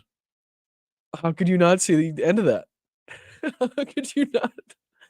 How could you not see the end? Oh, RSBN, thank you. Thank you. Hold on. Sorry, Mel, I missed that one. I was laughing too hard. Oh, that's fucking priceless. Literally an entire empty parking lot in the back. What is that? That's about what? 150 people right there, 200 tops. We're talking here. I'm sorry. That's fucking beautiful. Oh, that's beautiful. Thank you, RSBN. I appreciate you. I do. You don't know it, but you're fucking doing a great job. With his open border policy, Joe Biden has repeatedly stabbed African American voters in the back, including by granting millions and millions of work permits, taking their Millions and millions and millions, probably bigger than New York State at this point. jobs. The African American community, the Hispanic community are going to be the ones that suffer the most. And you know who else? Unions. Because unions are getting. I'm sorry, but isn't African American unemployment at the lowest it's been in a long, long time? Isn't unemployment on the whole at the lowest it's been in nearly 50 years? Is the time frame we're looking at here? So the best economy the world has ever seen. Let's just put it out there, because I know Donald Trump's going to try to tout that he had the best economy, but you're living in what is the world's best economy, factually. So Good, solid, high pay. And guess what's going to happen? Those unions are going to go out of business because people owning trucking companies. Curious how he's going to work around that one, Mike. He's going to come up with the $400 million bond by Thursday. Now, we all know that the surety bond that he got from the insurance company actually had to come out with a statement because they were getting so much flack for actually posting the bond for Donald Trump. But if you think about it, it guarantees that E. Jean Carroll will receive her payment, her settlement, either way, and then it's on surety, the insurance company, to go after Donald Trump for their money, which I believe he leveraged a few of his properties to get the loan. But let's face it, 400, is a lot more than 90 or 90. What was it? $91.6 million on the first bond. Right, correct. Unemployment has been under 4% for over 2 years. So yeah, I don't know how that's going to work out with the 400 million. He's going to have leverage a shitload of his properties, or a couple of the major ones, if he thinks he's going to have somebody back that one up. But after the insurance company got so much flack, I don't know. I don't know if there'll be another one willing to step up for him, but we'll see. And carpenters and people that employ electricians and a lot of trades, they're not going to be able to do this. They're not going to be able to do it. The unions are going to go out. What? We're not going to have carpenters and electricians anymore? Carpenters and people that employ people. Guess what's going to happen? Those unions are going to go out of business because people owning trucking companies and carpenters and people that employ. The unions are going to go out of business because of carpenters and people owning trucking companies? And guess what's going to happen? Those unions are going to go out of business because people owning trucking companies and carpenters and people that employ. He does love scabs, which is why he paid the workers in that auto plant to pretend like they were union workers, so he could give a speech making it seem like he had the support of the UAW, which in reality he did not. I believe he paid them somewhere in the region of $25,000 to $50,000. Check me on that in the comments. To basically have people pretend and act like they were and hold up signs like they were in the UAW. Electricians and a lot of trades, they're not going to be able to do this. They're not going to be able to do it. The unions are going to go out. The Teamsters are in trouble. I'm dealing with the Teamsters. They should endorse me. I don't know if they will or not. I know. By what economic figure statistic is he using to say that the unions and, like truck, I don't understand. Where is he? Why are they in trouble? Why are the Teamsters in trouble? The Teamsters are going to vote for me. The Teamsters, the Teamsters that do the work. The head Teamsters, Sean and everybody, they're good men. They're good people. And I hope they're going to endorse Trump. I think it would be nice. No, I bet you would think it would be nice. Ain't going to happen, brother. Ain't gonna happen. So sorry. It's been many decades before that's happened. But if you look And many decades before it's gonna happen again. Because you guys are a shit political party with zero good people in the pipeline. at the United Auto Workers, what they've done to their people is horrible. They want to do this all electric nonsense where the cars. Deborah says Teamsters boss last week said Trump never did a thing for them. He's going to endorse Biden. There you go. I mean, can't expect Donald Trump to know that. I mean, that's what we call a fact in what we can call verifiable, probably through video or a statement that they've made. But again, don't expect Donald Trump to inform his voters of, the actual situation and reality on the whole. Just not going to happen. Don't go far. They cost too much, and they're all made in China. And the head of the United Auto Workers never probably. I still don't know how they can justify their love for Elon Musk with their hate for electric vehicles.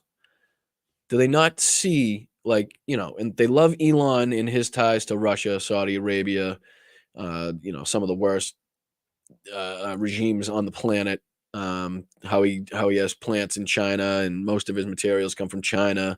No issues really with that, but the electric car part of that, which again, zero mandate from Joe Biden's administration to have everybody just forced to get an electric vehicle. It's just not going to fucking happen. But what Donald Trump says he wants to implement, which is a choice between gas vehicles, hybrid, and electric, is exactly what the fuck is going on. That's what you have. You have the choice between gas vehicles. You have the choice between hybrid vehicles. You have the choice between fucking electric vehicles, which are coming down in price, getting longer in range, becoming more efficient in lower temperatures, in different other climatic changes too. So, I mean, again, let's not forget that regular gas-powered vehicles, if it gets cold enough, are going to have fucking trouble starting. I think everybody in New England, at least, has had that moment where you go out to the car, it's fucking been 5, 10, 15 below all night, and the battery just goes, that's it. That's all you get. So that's not helping you get to work any faster than an electric vehicle would if it didn't have any charge left. Shook hands with a Republican before. They're destroying. Mexico has taken over a period of 30 years 34% of the automobile manufacturing business in our country. Think of it. Went to Mexico. China now is building a. He makes it seem like there are like 10 new Mexican car manufacturers that are just pumping out Mexican vehicles. I haven't heard of the Santa Fe Cancun cruise vehicle or the fucking, the Tijuana special vehicle coming out. Americans aren't buying Mexican vehicles. It's American manufacturers that are paying less to have plants built in Mexico, using their labor, paying less labor to have the cars then shipped back into the United States and sold. He makes it seem like Mexico is stealing the automotive business from the United States. Obviously, would love to get these plants back into the United States. Again, would love to stop China from building plants anywhere near the United States. So in that regard, I don't totally disagree with him. As far as how much that's actually going on, I don't know, because this guy was never really good. In his first few months, I believe it was Harley Davidson that left the United States almost immediately upon his fucking administration coming into power. So a couple of massive plants where they're going to build the cars in Mexico and they think that they're going to sell those cars into the United States with no tax at the border. The fucking American manufacturers' vehicles. You wouldn't be hurting Mexico. You'd be hurting the American car manufacturer whose plant is in Mexico, that then they make a substantial amount of profit selling them in the United States. What does he not understand about that whole fucking circle of business? Or am I missing something? If I'm the one missing something, let me know, because again, I'm going to be wrong on a lot of shit. So I don't. Let me tell you something to China. If you're listening, President Xi, and you and I are friends, but he understands the way I deal, those big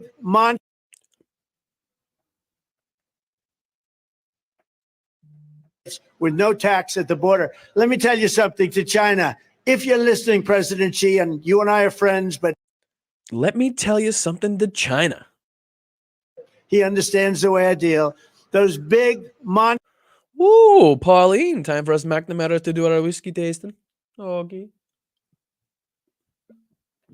Threaten me with a good time. monster. Oh, we should come up with some sort of drinking game. That's what we should have done. Actually, don't know. Is it allowed on YouTube? We'll do a water drinking game. So every time Donald Trump says, like you've never seen before, take a shot of water. How about that? We'll take a shot of Poland Springs, nice Poland Springs water, or Fiji. Fiji's good too. But every time he says, like you've never seen before.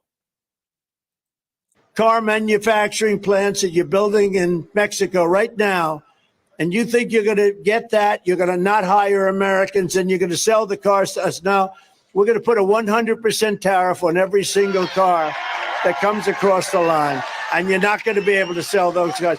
If I get elected, now, if I don't get elected, it's going to be a bloodbath for the whole, that's going to be the least of it. It's going to be a blood.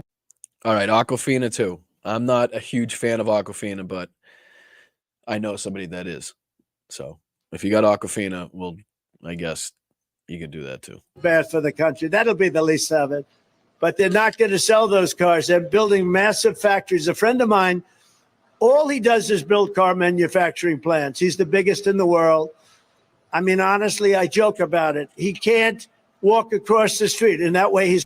So how does your friend that has all of these plants feel about you putting a 100% tariff on the vehicles that will then be shipped back into the United States to be sold? Have you talked to him about this plan? Or, say any of the major automotive manufacturers? How do they feel about this? I don't know. I don't know if they're going to go for it He's either. like Biden. But for building a plant, he can do the greatest plants in the world, right? That's all he cares about. I said, I'd like to. What's this? Bloodbath is Trump's newest favorite word, sicko. What does that mean?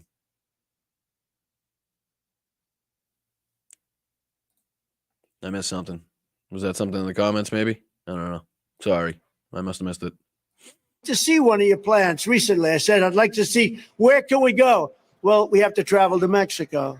I said, why Mexico? He said, because that's where the big plants are building. China's building really big plants in Mexico, and Mexico's building. What about here? Well, we're building much smaller plants here. Can you believe it? Can you believe it? So. Yes.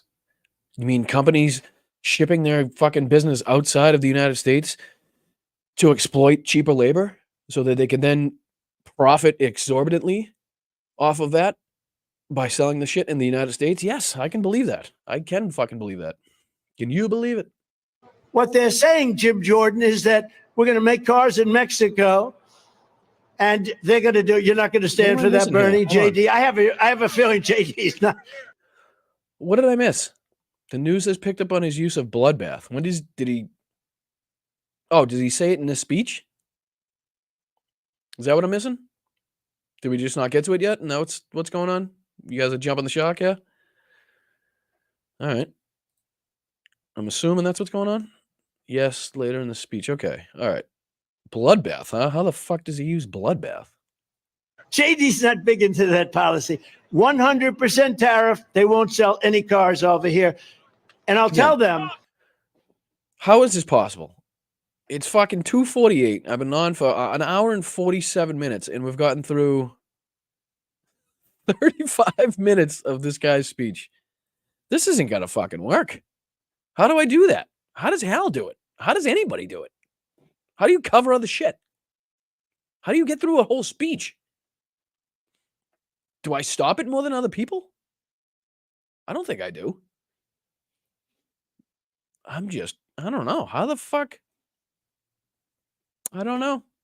If they want to build a plant in Michigan, in Ohio, in South Carolina, they can, using American workers.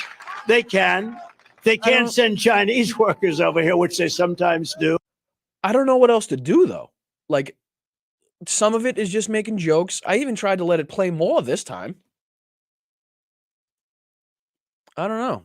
No, because thanks you, Peter. I do appreciate it, but I'd like to get through a whole speech where we could, I don't know how the fuck he does it in 2 hours, though. don't have to get a book. Al's gonna have to write me a playbook on how to. Okay, only stop it when he says this. Make sure to call this part out. Okay, you're only gonna want to stop it at this part, and this part. That'll allow you to get through this much, and you'll still be able to cover the Ukraine war. But if they want to do that, we're welcome, right? But they're not going to build them in Mexico, and they're not going to do that. We're going to tariff them at 100%, just like I've done. I saved the steel industry. The people that like me the most are the steel companies. But now I've been out for a little while, and guess what? United States Steel, 50 years, 60 years ago, maybe the greatest company in the world, was just sold to Japan. How do you like that? U.S. Steel owned and controlled by Japan. I wouldn't have allowed it to happen. Hopefully they won't allow it to happen. When I'm president, we will end this. I mean, is it really strange that a company was sold to one of our best allies that also holds the most U.S. debt? This Biden betrayal of the African-American community. We will stop the theft of American jobs and protesting and all of the things. We have to protest. We have no choice. Today, people that protest get arrested in this country. We never had that before. They can rip down Portland. They can rip down Minneapolis. Oh. R.I.P. Portland. It's a shame. We'll always remember. Always. Hold on. Moment of silence for Portland.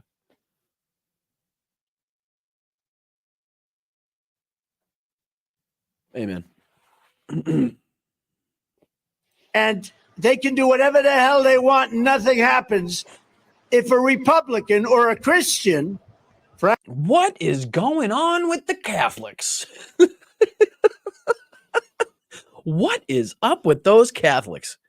Every time you turn around, you see an article in the newspaper about another priest doing something stupid to a little boy. What is going on with these Catholics? Frankly, and what's happening with the Catholics?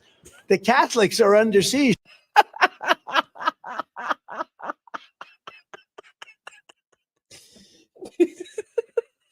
He's gonna say they're under. Did he say they're under siege again? Frankly, and what's happening with the Catholics? The Catholics are under siege. Can you guess the water? Can you guess what water I'm drinking? Any Catholic that votes for this numbskull is crazy because you are being persecuted. You are where? How? Where? And how? And why? And when? What? What is that about? What you talking about, Wheelers? I don't know. Now I'm being persecuted, I think, more than anybody, but who the hell knows? All my life, you've heard of Andrew Jackson. He was actually a great... Oh, I'm not actually drinking. Yes, finally. Jeez, at least somebody got it. At least somebody got it.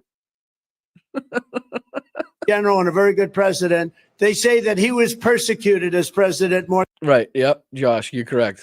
I mean, the best thing I've ever seen, or the two best moments, Trump holding the Bible upside down, right? And then when the two presenters or the people that were interviewing Trump really pushed him on what his favorite Bible verse was.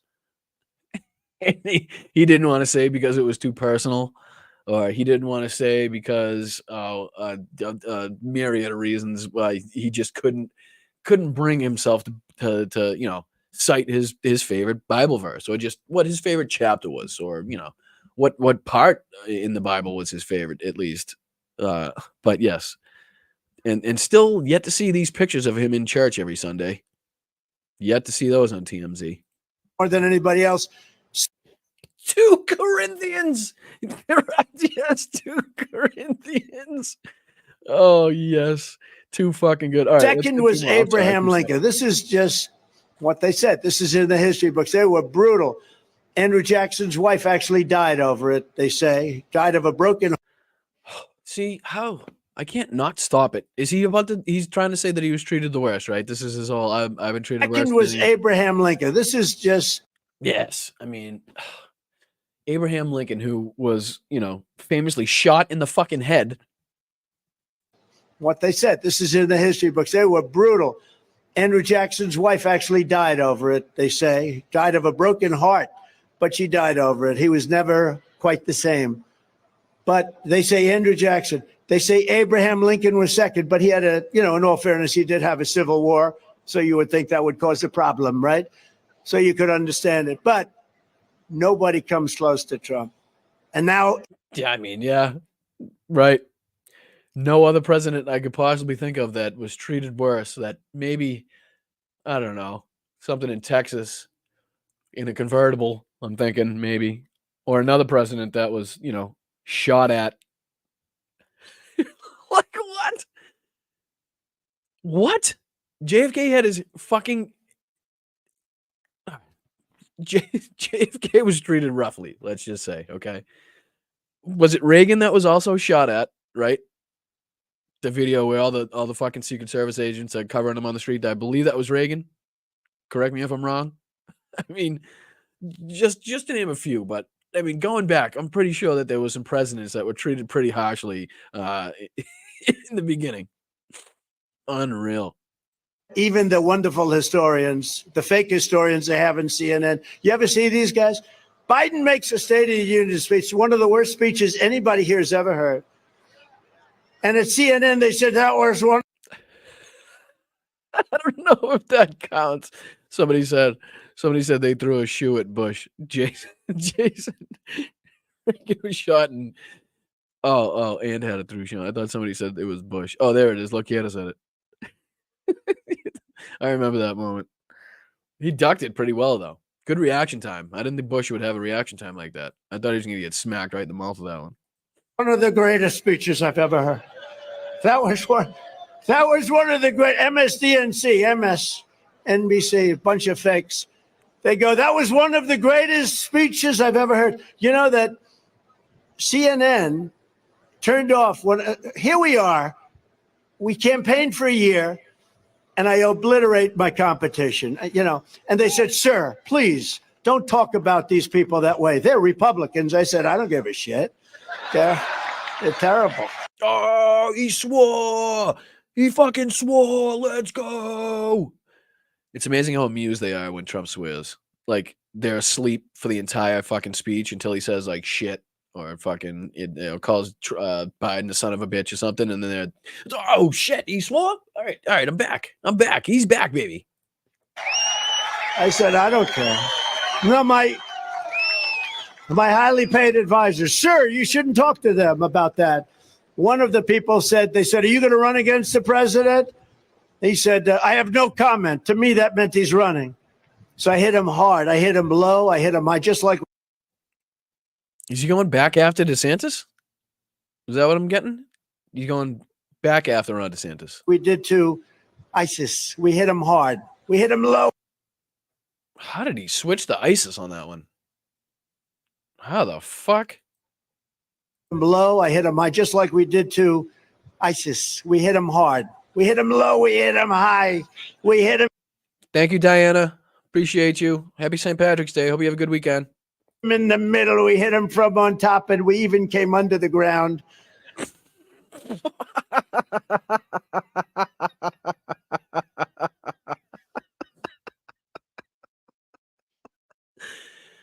Oh, they pulled the tremors under the ground. From on top and on the side and in the middle and on the fucking corners and under the ground, we did a tremors. We pulled a Kevin fucking Bacon under the ground. Tremors, great movie, by the way. Like we did to ISIS. Sean, you're the man, dude. Happy St. Patrick's Day to you as well. Hope you and your family are well. Hope you have a great Sunday. Hope you've had a great weekend. I appreciate you. That's amazing. Fucking, again, I haven't even mentioned a single word about that, and you guys have consistently been helping out and being generous, and for that I can't say a thank you, because I'm shit at not only electronics and doing the back of the work stuff, but also self-promotion. Doesn't really come natural to me. So to anybody that just does it on their own, and I do appreciate it a lot. Josh, thank you very much, dude. Hey, Brian, he's attacking DeSantis now because Ron said he's going to unseal the Epstein documents. Ooh. Woo! When was this? When was this? How did I miss this one? He said he might, or he's gonna, or he has, or he's what? Hit me in the comments. What's up? What am I missing? What am I fucking miss? A few days ago? God damn, how the fuck can I be this involved in the news and miss that one? Ella Bryan made the same his sound when I found out. Ooh. Ron said he's going to, yes, they're going to be released in July. Is that what I got? Fuck, I missed it. Where are they? Where are you? Going to be like, all right, there you go. Yes, they're going to be released in July. Ooh. Let's go. Ooh. Okay, now We hit them hard. We hit them low. We hit them high. We hit them in the middle. We hit them from on top, and we even came under the ground. We hit this guy so hard. By the time he announced, nobody knew what the hell happened. They said, what happened to him? He's a shell of the man. But we had other people, too. We have to hit hard. And the reason we have to hit hard is we have to win. We have to Hi, Kelly. Love you. hit our enemies hard. We have My sister. My sister's watching, just for anybody curious. Had to make sure to reach out to my sis. to hit them and treat them with respect. But if they don't treat us with respect, we have to do things because our country's in trouble. We don't have the same country that we had 3 years ago. We don't. You know what? And thank fucking God for that. We don't have the same country we did 3 years ago because I was really getting sick of being locked up in my fucking house, afraid that I was going to die at every fucking opportunity. You know, going to the bank, going to the post office, going to the fucking supermarket, going to get gas. I don't want to die.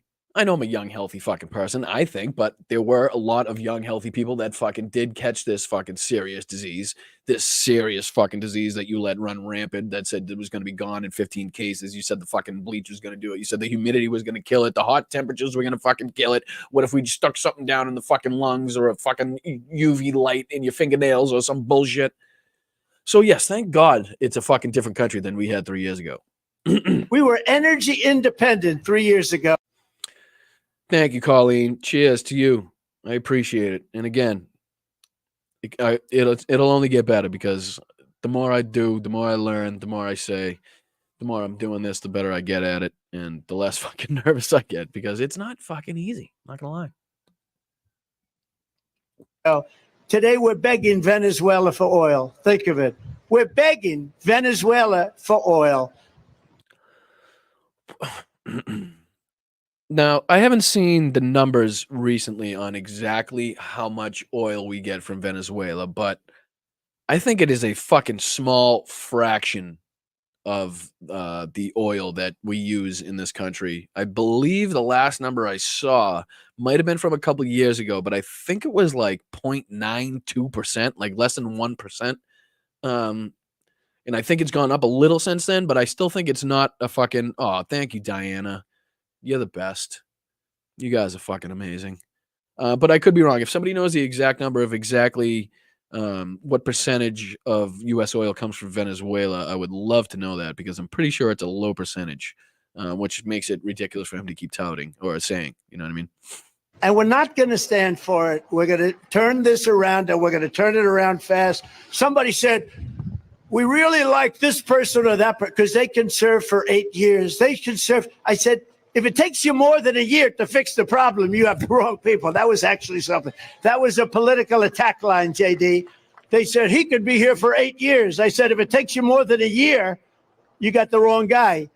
I said, if it takes you 8 years to set this thing up, you don't want to vote for him. So that's the story.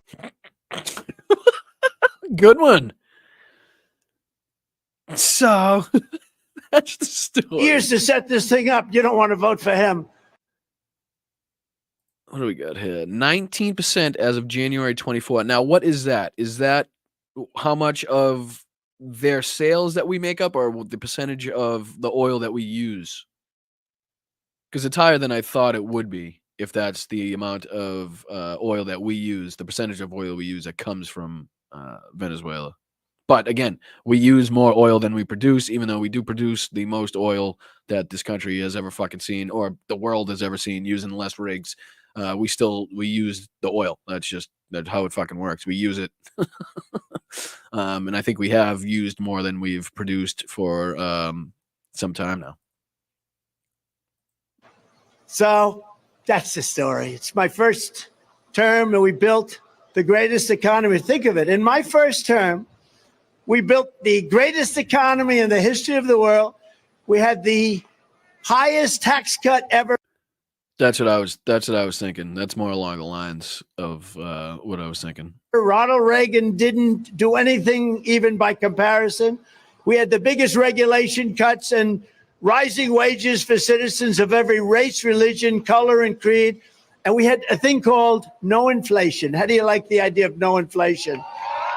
Well, you want some. You don't want no inflation. The Fed would tell you that. I think they're looking for what? Right around 2.5%, 2.5% is what you're looking for. Because you don't want no inflation. I mean, you don't want like negative gas prices or negative oil prices like Donald Trump had, and then had to fucking boost the sales back up, boost the price back up so that these oil companies wouldn't go out of business. Under Biden, the cost of rent is up 30%. Groceries are up 30%. Everything is up. Chicken's up. Bread is up. And for a fucking pretty good goddamn reason. Because this entire world shut down at one point. People moved jobs. People stopped being fucking truck drivers. People stopped working in the cranes at the fucking ports. People stopped driving the ships. They moved to different fucking professions. They stopped working altogether. They started their own business, which interrupted the flow of shipping in this world when everybody started going back to work, when everybody started buying goods again, which means it's now harder to get those goods. It takes longer and it's more expensive to get those goods, which means we pay for that on the back end, which means if you, Donald Trump, didn't let COVID fucking rampage through this fucking country and took it seriously from the beginning, like you told Bob Woodward in a fucking private interview, but came out to the United States saying that it wasn't a big fucking deal, like it was just a flu or some bullshit, then maybe we wouldn't be paying what we're paying right now for the price of goods. But again, I don't know. And another good point is what Hal calls the anti-slavery tax, which means if you're going to be bringing this manufacturing from outside of areas that were using slave labor and child labor to use these goods to make it at a cheap cost so that these companies can make a huge profit in the United States, and you now bring that back into the United States and have people working, American people working for living wages with benefits, it's going to then cost those people, it's going to cost those companies more to manufacture this shit. So in turn, we're going to pay a little bit more, but as Hal says, and I agree with, I think I'm fucking willing to pay a little bit more for shit, knowing that there's not a 12-year-old kid on the other end of it fucking making it. So I'm good with it. I can't read this damn teleprompter.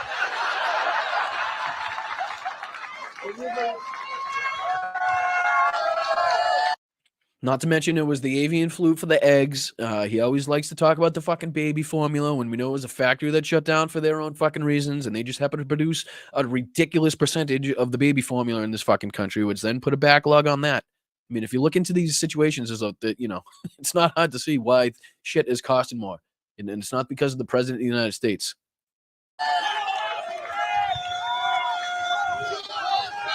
This sucker is moving around.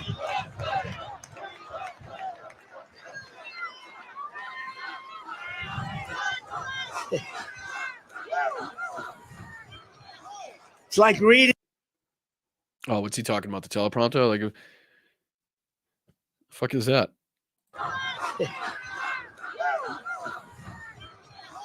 It's like reading a moving flag at a 35-mile-an-hour wind. And then they say Trump's a bad guy, because I'll say this. Don't pay. Thank you, Maria. I appreciate you. It's always good to hang out with friends that are like-minded, that, it's kind of like sitting at the bar, I feel like, with you guys, where we could shoot the shit. It's not always too serious. We get our points across. We get our facts across. We know which way we want to go. We've said them a million times, but, I like hanging out with you guys because I don't have to worry about being too, uptight. So I enjoy it. If you guys could like the stream, if you guys could share this, if you guys could please make sure you subscribe. And if you're watching and you like it, make sure you hit that subscribe. We're trying to get to 5,000. Let's go small. We'll go small to begin with. Let's just get to 5,000. We'll be all set. And then we'll get to 6. And then we'll do 7. And we'll continue to grow this fucking channel. And I'd be very appreciative of the fact that you guys could do that. So Make sure you're doing all the free stuff. If you can't do any of, if you're not in the position to donate, if you're not in the position to do super stickers or super chats or become a member, then do the free stuff, because you're just as important, if not more important, than the people that do have or are in the position to donate in some sort of way to grow this channel, to make this show possible. Like I said, I'd like to be doing this more than one time a week. Unfortunately, right now I work as a full-time plumber, so it is what it is. I try to fit this in when I can, and I figured this spot would be great. I try not to step on anybody's toes. I know everybody has other shows they like to watch that have their own set time, so I'd like to make sure that you guys are still contributing to their chat and contributing to their channels, because I want everybody to grow. This isn't anything selfish. This isn't a me thing. This is a us, we thing. So let's keep it going. I do appreciate you guys. I know I'm over, but fuck it. What else I got to do? The teleprompter company. Don't pay. Don't pay. Oh my God. Yep. Another outstanding bill for Donald Trump. Don't pay his own fucking teleprompter company that his own fucking people hired to put it because it's 45 mile an hour. What are they supposed to do? What do you want to fucking cement it in place? Oh, Peter, come on, brother. You're killing me. You're the best. You're gonna have to own this channel at some point. I'm gonna just be like co-owner. Thank you, Vincent. I appreciate you, buddy. Every little bit counts. Doesn't matter what it is. Doesn't have to be anything large. Doesn't have to be anything substantial. Whatever it is, it's more than appreciated. And like I said, I wish there was more words that I could use to express it. But like Donald Trump, I want more sophisticated words. Somebody just sent another one. Thank you, Yvonne. I appreciate you. Happy St. Patrick's Day back. You guys have a good day. Don't get too hungover. I know everybody's got work tomorrow. And then he'll say, Trump didn't pay me. And they'll say, oh, Trump's a horrible human being. He's terrible. They gave me a pile of crap that this is the craziest thing. And look at all the television I have up there. I got all the television. And they won't say that. They'll say, Trump made a speech. It wasn't so good. It wasn't so good. Trump made a speech. It wasn't so good. He did. It wasn't so good, though, because the teleprompter. You know, it's funny. I was asking Jim Jordan about it because he was commenting that we have the largest crowds in the history of politics. Nobody comes close. If Ronald Reagan came to a place called Dayton, Ohio, have you heard of it? If he came to Dayton, Ohio, honestly, JD, if he had 300 or 400 people in a ballroom, that would be great. We get 25,000, 30,000 people for a small rally is 20,000 people. Is that how many people are there? Doesn't seem like there's 25,000 people there. I could be wrong. And I know this is just a stump speech that you're working for fucking Banny, but you're still there and you're speaking, giving one of your speeches. Why aren't there 25 to 35,000 people there?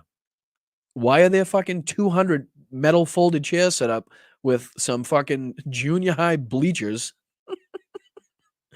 Let's go.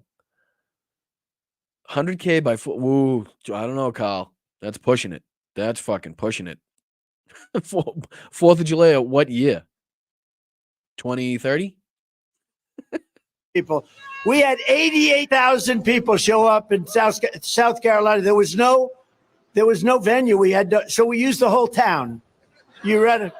We used the whole town. The whole and hasn't seen a crowd like that since. The whole town was flooded, and it was unbelievable.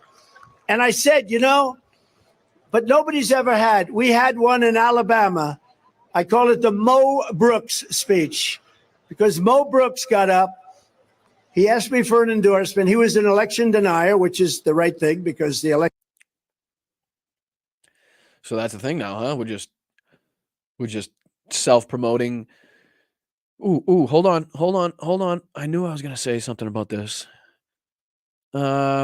Yeah, let's help our good friend before I get on to that point. Let's help our good friend CSL from Hal's show. I haven't been able to sleep for more than a couple hours a day for a while, and I found out I have an infection that's going to cost several hundred. What if anybody can spare anything at all? I need your help. Anything will help. Hate to ask. Don't worry about it, CSL. I don't know if you're watching, but if you are watching, we wish you the best.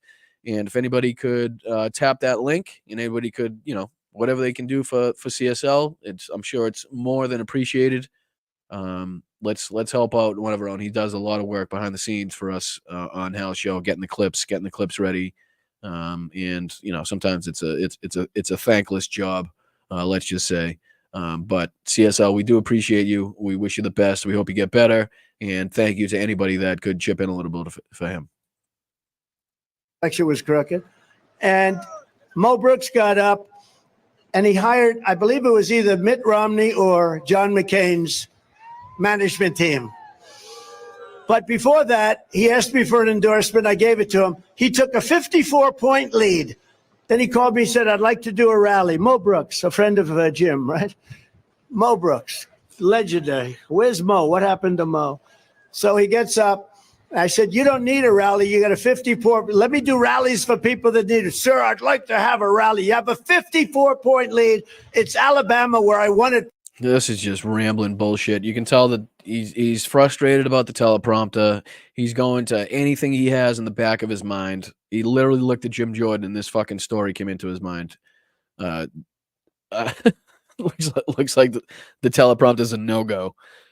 By 45 points, okay? I love Alabama, but they understand we don't have to be there. We have to be in places that are a little closer than that. Although I happen to think we won most of the country. You want to know the truth? If the voting were real, If the voting were real, is that just what we're going with now? I mean, 2 seconds ago, he likes touting that he's an election denier, which is the right thing to do, as he says. And now we're just going to say that the entirety of the voting system is not real. Did Hugo Chavez steal it? Did we ship our democratic process over to Italy through the Jewish satellites that are burning lasers into the ground, thus starting the forest fires? Or was it maybe lost somewhere in a dildo shop with Rudy Giuliani speaking out front? Where did our democratic voting process go, Donnie? I actually think we won most of the country. I actually think we got a lot of Ohios all over the place that you won't really recognize. But Mo Brooks got a ton of Ohios all over the place that you won't recognize. Just quote after quote. This guy just has bars. He's got bars. That's what he's got. Just bar after bar after bar after bar for this guy. Write it down. Quote it. It's going to be in the books. Up. He said, sir, I'd really appreciate it. And we went to the state fair. 68,000 people showed up at the state fair. And an old guy came out. He looked like he was about 103. He said, you did something I never thought would happen. Alabama.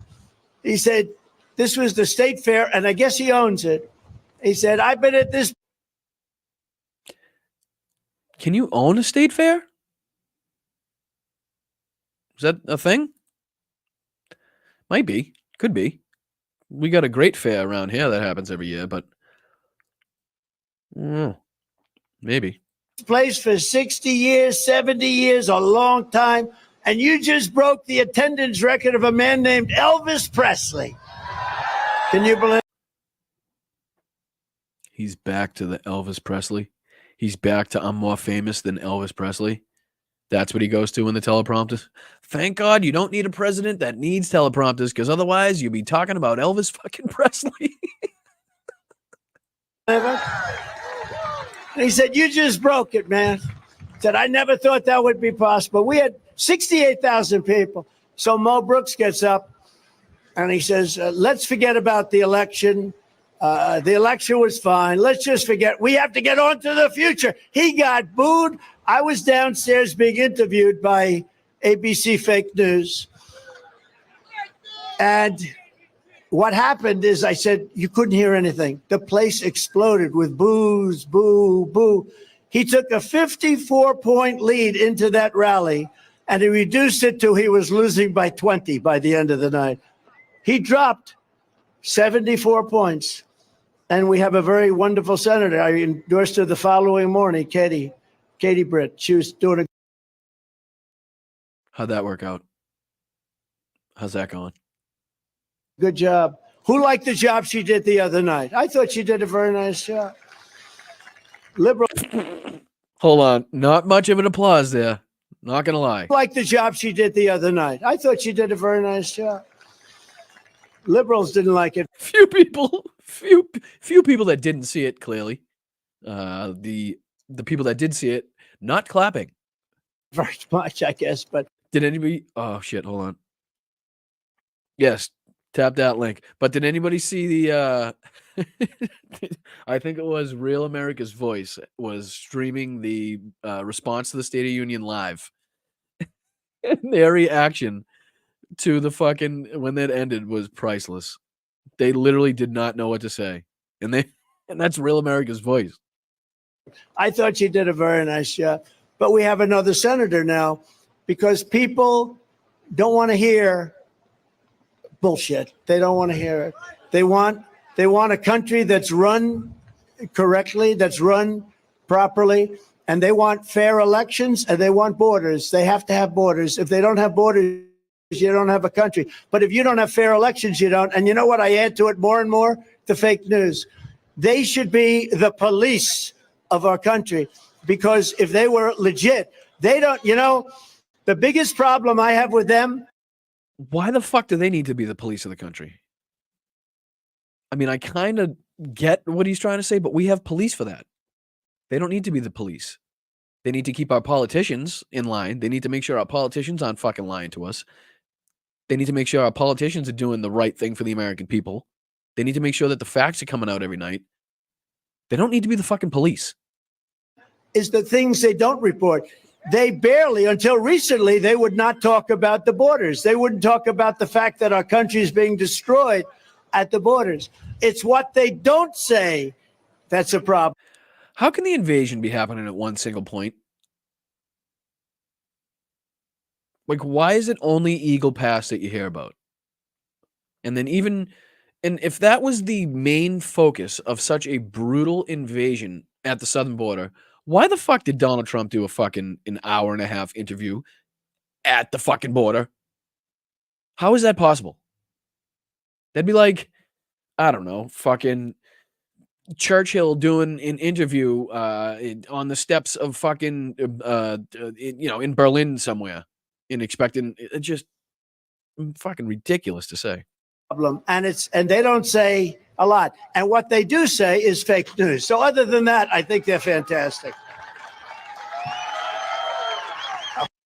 Thank you so much, Jess. Is that Jesse? I'm going to say it wrong. I'm going to go with Jesse. Thank you. Even Trump has to pay courts to case himself out of Scotland. 300,000. Ooh. When does that come into play? Because that's what, about 300 and what is that? 330 something $1,000? Or is that less? No, it's less. 300,000 pounds is what? 200 and something $1,000, correct? Fuck math. I'll move this over. Great job, fellas. Don't pay these suckers, please. Don't pay. Whoever the hell did that, son of a gun.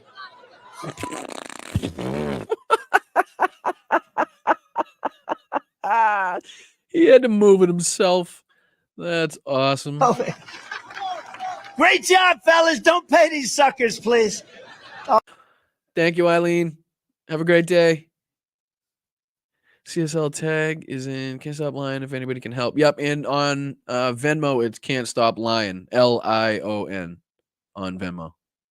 Okay. Whoever the hell did that, son of a gun. These people. I think Joe Biden put him in. With you. All right. Come on, credit where credit is due. Credit where fucking credit is due, as much as it kills me. That's kind of funny.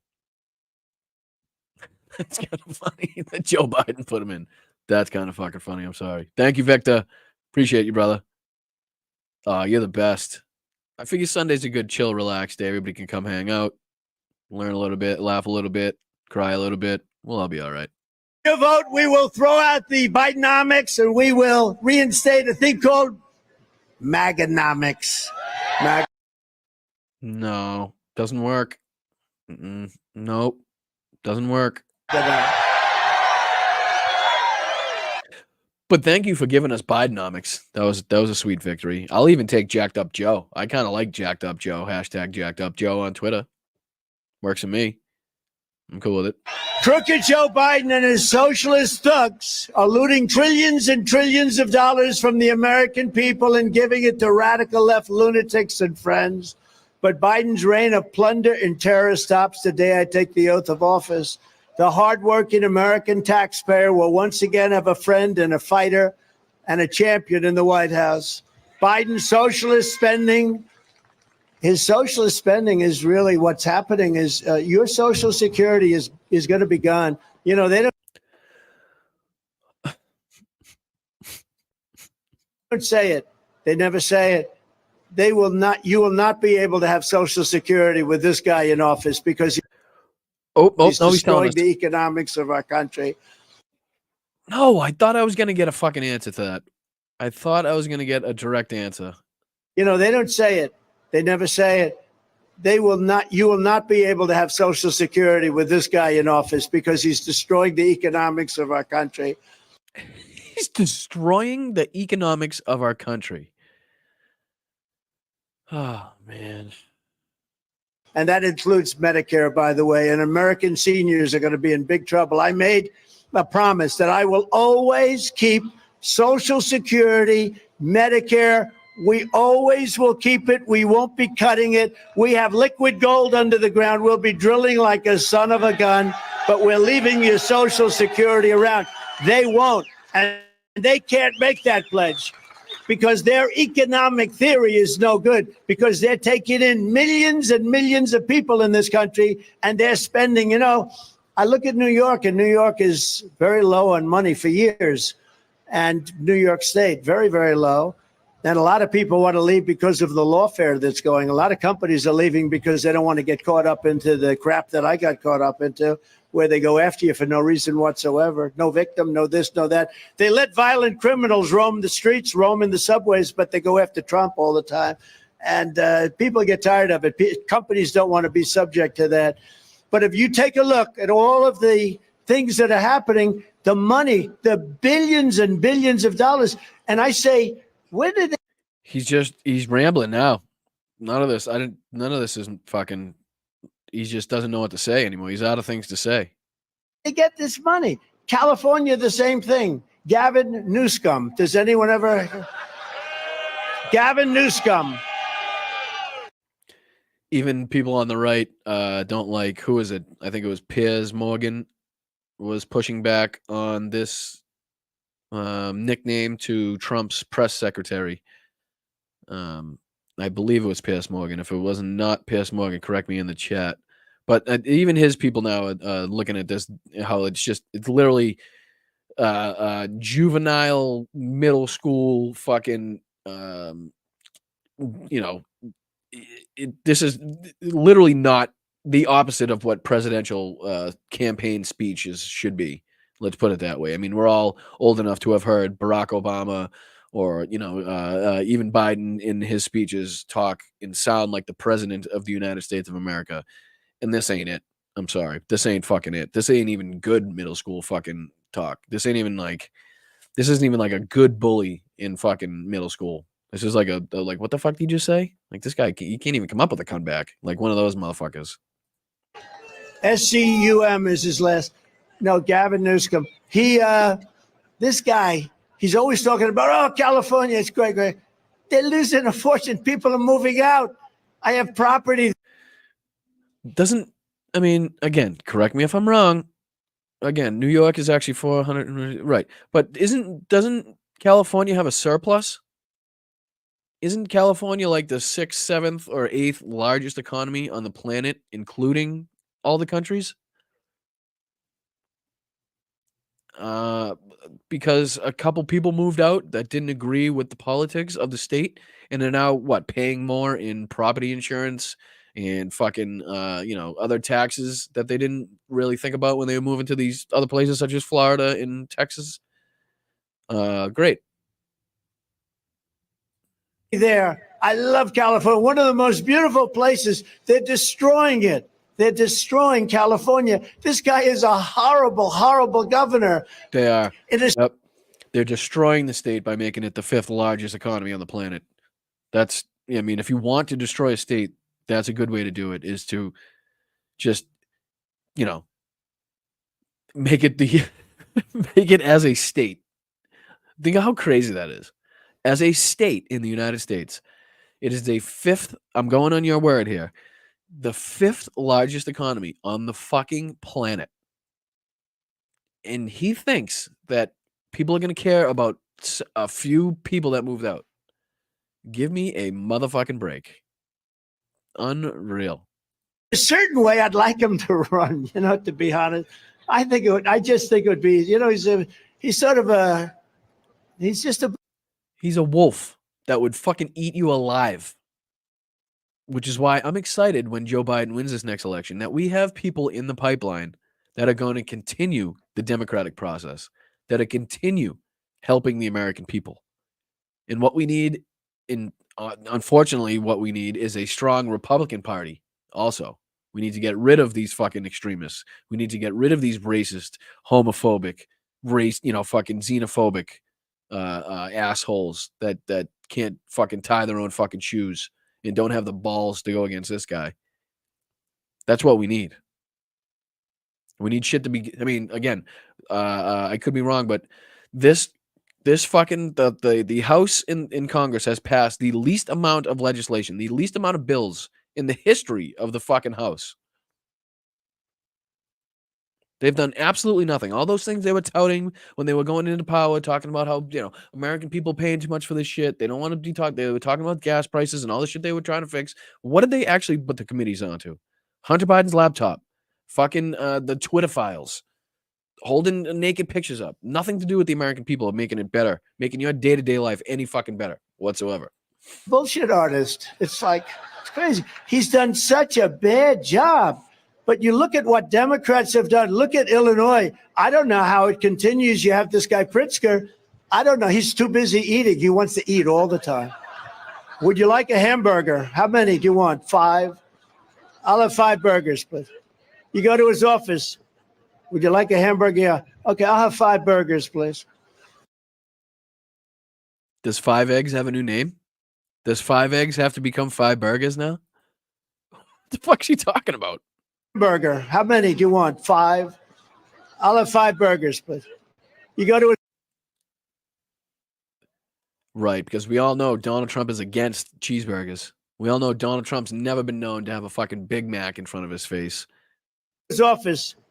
Would you like a hamburger? Yeah. Okay, I'll have 5 burgers, please. Who the hell orders 5 burgers? But look, our country can't go through it. And we're not going to go through it much longer. We play the song, that Hold On, I'm Coming. Do we like it? Who liked the Rolling? Okay, you had the Rolling Stone song. Who? The what? The Rolling Stones. Who liked the Rolling? Okay, you had the Rolling Stone song, which we liked. It's so petty, but I love it. Who liked the Rolling? Okay, you had the Rolling Stone song, which we liked. That was best words. He's got the best words. We you know what you should do? You should continue to go after Joe Biden, who's had a fucking lifelong speech impediment that we've known about, and he's been in Congress for 50 years. We've heard him talk for fucking ever, and we've known about it forever. You should probably continue to bring that up as you continue to have the best words, and just show us how it's done on every occasion that you speak. Was for first. You know that song, right? You can't always get what you want, which made no sense, but it was a good.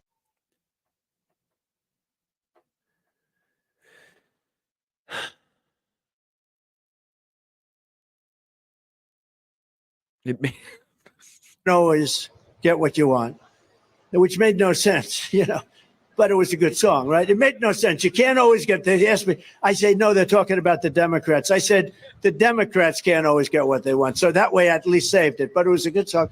Or what in the motherfuck are you talking about? What are you talking about? Somebody fix the teleprompter. I thought I was gonna like him off teleprompter. I can't handle it.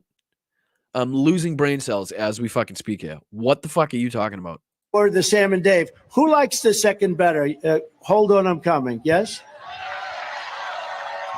You like it better? Do you like it better?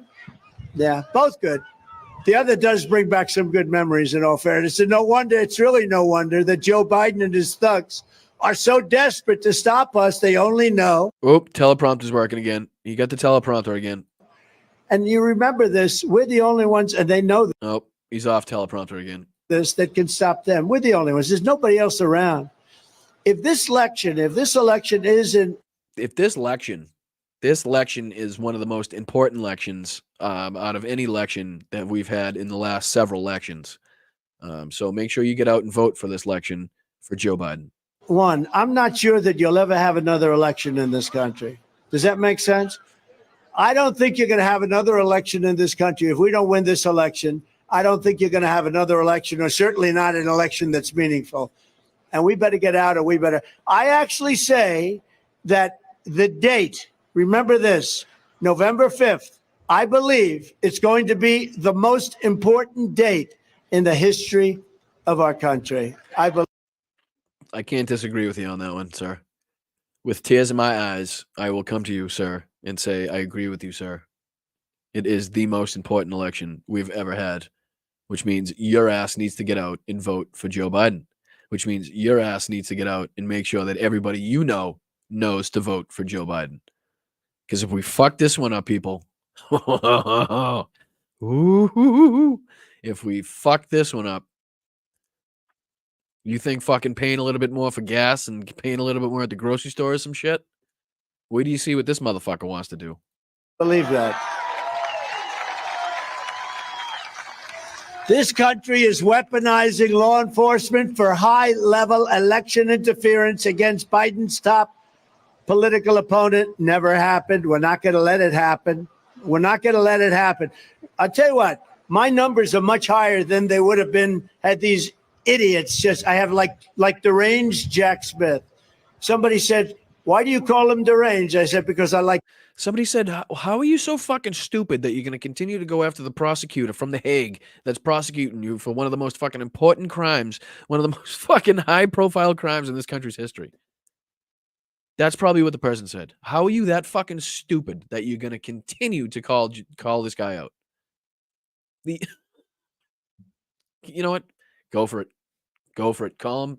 Do your worst, Donnie. Do your worst. Telling the truth. He's a deranged individual. They said, but why don't you be nice to him?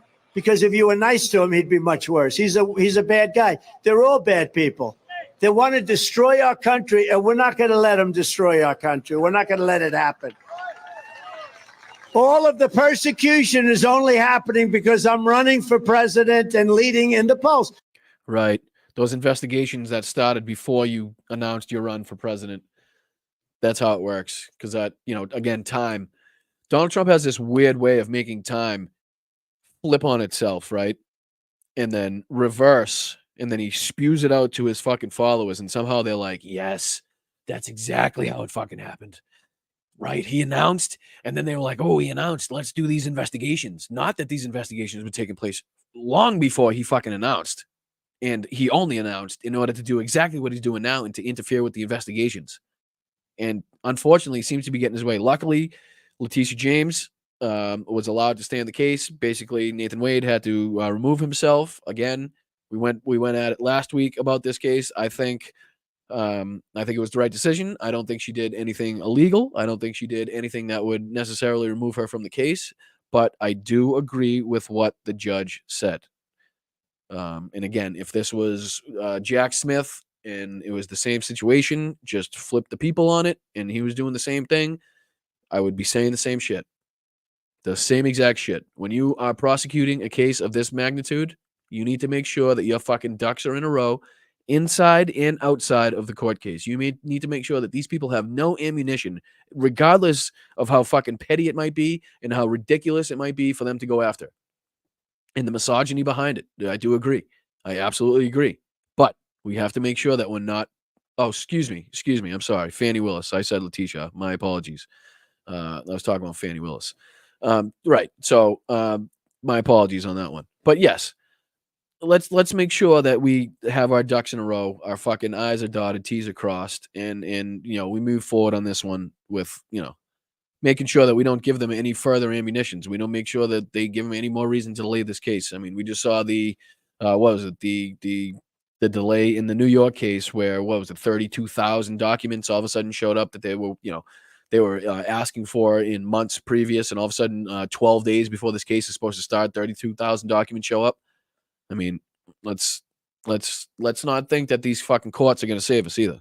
These court cases are not what we're relying on. We're relying on you people, the people of this fucking country, to get out and vote, because these court cases are not going to save us. I can tell you right now, these fucking judges and these prosecutors don't want to be, well, at least the judges don't want to be the first one to make a huge step against a presidential candidate, as ridiculous as it sounds. And as we know, Donald Trump played the system to make it this way. That's just how it is. None of these people, none of these judges want to be the first one. And I can tell you right now that they are in a tough fucking spot in these cases. So we cannot rely on the judicial system. We've seen a lot of fucking supposed legal experts come out and be shocked and in awe of the decisions and the processes going on in the legal system. And let me tell you, I said it on Twitter, if you find yourself continuously being in shock and surprised by what's going on in your own profession, you're no fucking legal expert. Sorry. That's just the way it is. And there's a lot of them out there on Twitter, and there's a lot of them out there on YouTube that are famous and that you guys know that have been wrong on a lot of this fucking shit and have putting way too much stake on these court cases, saving us before the election. And I can tell you right now, it's not going to fucking happen. So get the fuck out and vote. If I weren't running, I wouldn't have any indictments. I got indicted more than Al Capone. Does anybody know who Al Capone is? Alphonse Capone. He would even take a guy like JD and slap him around. He'd take JD. Who the hell are you, Senator? Little, I'd slap you around. No, he used to kill people if he didn't like their company at dinner. He'd kill them. The only thing that this guy knows from history is movies. I'm sorry. There's no other way to put it. He watched, what's the name of the movie? I can't even think of the name of the movie now. The Untouchables. He watched The Untouchables, and that's where he got that from. Literally the only scene that depicts Alphonse Capone, as Donald Trump would say, killing anybody at a dinner. Everything he knows is based off a fucking movie. And he's got other things that he goes after, that he talks about, is literally just a reference of a movie. Got indicted less than I did. My father's looking down, and my mother was such a beautiful woman. And she's looking down with my father, and she's saying, how the hell did our boy get 4 indictments? And not only... No, they knew. Believe me, they knew a long time ago. If anybody knows what the kid's going to turn out like, it's the parents. Believe me. Because let's face it, your family was full of fucking peaches. Okay, your dad, fucking peach. Really good person, let's just say. Zero reason to think he would have created somebody that was going to do anything good in this earth. Fucking zero reason. That, all these local cases like Fanny. It's spelled Fanny. Fred and I'm blanking on the lawyer that Donald Trump used growing up all the time, who was basically his tutor, his mentor. Why can't I think of the asshole's name? He's a fucking despicable motherfucker too. Fuck. I'll come up. You guys will come up with it in the chat. But this is basically one of Donald Trump's main the people that he looked up to, and he was a lawyer, and he defended. Fuck is his name? Yep, Cohen. Yep. Oh, Ray Cohen. Yep, you got it. I knew you guys are smarter than I was. Ray Cohen, that sick fucking prick. It's spelled Fanny, like your ass, right, Fanny? But when she became DA, again, 3rd grade shit. 3rd grade, just trying to be an ass in front of the class. Stupid bullshit. she decided to add a little French, a little fancy, Fanny, and she decided to add a little French. Nope, just Fanny. Just Fanny. You know, Fanny and Mr. and Mrs. Wade. Which? Oh, this guy. has absolutely zero to run on, and he loves calling her Fanny just because it sounds like an ass. He's gonna say Fanny as much as he fucking tries. It's the same thing with what's her face? They love AOC. They love fucking messing up her name. They love messing up Kamala. They love saying Kamala. It's just literally them being misogynistic. Literally them just trying to put down any of these people in the fucking most juvenile way possible. His wife did not Not tough. Fonnie Willis. Not that difficult. Not that fucking difficult. appreciate. His wife didn't appreciate. Can you imagine these two people trying to take down I'm a very popular president. I mean, again, I got more votes than any sitting president in history. We have these two lowlifes trying to take down a president of the United States. But, equally badly, they went after Equally badly. 26 people. They wanted to make it 48 people. They had some senators that these guys know very well who were indicted, who were ready to be indicted, and somebody stopped it. And they wanted to find out what the hell is going on in Georgia. What is this fucking rambling nonsense? Jesus Christ. I mean, if there's any evidence to show that this motherfucker is desperately in need of a teleprompter to complete a fucking speech, it's this speech right here. What's going on with the elections? And it's so crazy. And they almost got indicted for that. Think of it. United States senators that were doing their job. These people are lowlifes, and they were sent here. He's talking about South Carolina asshole calling and, trying to interfere in the election down in Georgia. The same one that said he was done with Trump after January 6th, but then wasn't done with Trump. But he got harassed in the airport by a bunch of Trump supporters, and then it was like, oh, I'm back with Trump. Come on, Linz. Come on out, buddy. Join our side. We love you. You know what I mean? We will, that closet is too small for you to stay in. We'll accept you. We promise. It won't be a big deal. Anytime you want, Lindsey Graham. Come on out. By the Department of Justice. This isn't a local Georgia thing. This was done. They would go into Washington, D.C. and have meetings that lasted for 8 hours on numerous occasions with the Justice Department and the White House. Yeah, coordinating with the White House counsel on what they could and could not, basically go after a former president for, making sure that, again, they had their T's crossed, I's dotted, and everything they were doing was, above the law, So it's all coming in from, it's all politics. It's all coming in from Biden. The same thing with Letitia. Again, none of those meetings involved Joe Biden for 1 fucking second. 0 seconds was Joe Biden involved in any of the meetings that he just discussed. James from New York. This is another real Lola. She campaigned on, I will get Trump. I will get him. I will get him. Then she. Yep. Usually what prosecutors do when they know a criminal is out there and the whole city knows a criminal is out there and they want the, prosecutor to step up and do something for that criminal. That's what happens. He goes to court. Oh, no, I'm not political. I'm not political at all. And then you have Bragg, the DA. So in the DA's office, they didn't trust Bragg. So they took their top person from the DOJ. His name is Colangelo. And they took him and they put him in the DA of Manhattan's office to get Trump. Think of it. Other than that, I'm having a lot of fun. He's literally out of things to say. He's out. Like, that's it. He's gone through his fucking bucket list of shit that's sitting right here in the front of his fucking hairpiece. It's like an unbelievable situation. But I think with time, it's become so discredited. Don't you think, Jim? Very low energy, Jeb. Low energy crowd. Not much cheering, not much chanting, no yelling out. It's become, actually, Jim Jordan had hearings on Bragg. And how did they turn out? That was what a mess. Yeah, how'd that turn out? That case got thrown out, right? No? Oh, shit. But he did have committees on that. What a disgraceful.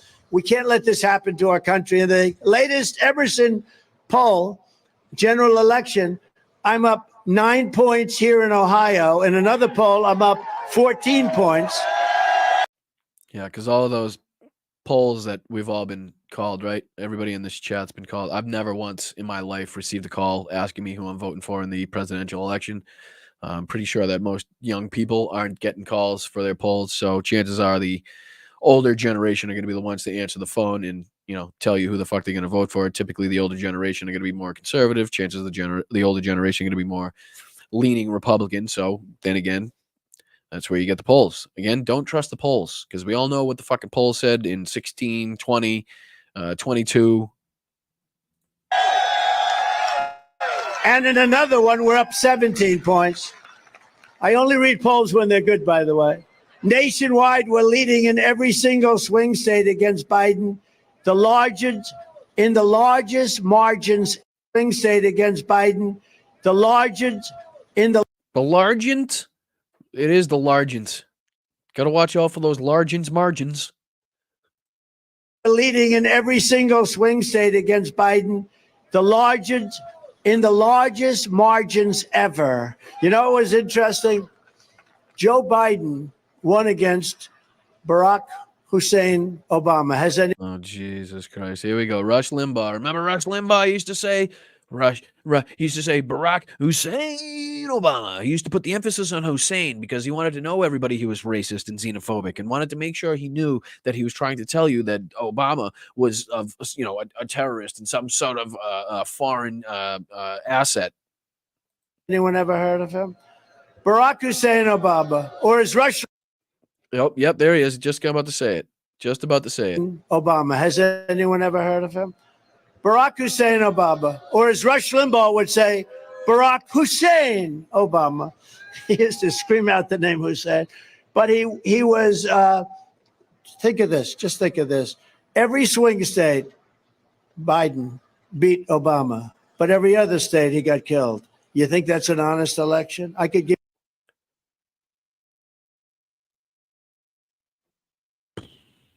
Biden beat Obama.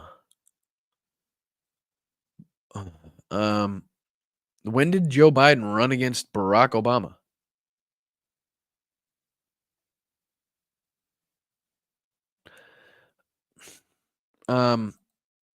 Beat Obama, but every other state, he was, think of this, just think of this. Every swing state, Biden beat Obama, but Wow. every other state, he got killed. You think that's an honest election? I could give you 100 different things. We better straighten out our Right. Okay. Even the crowd's confused. Like, what?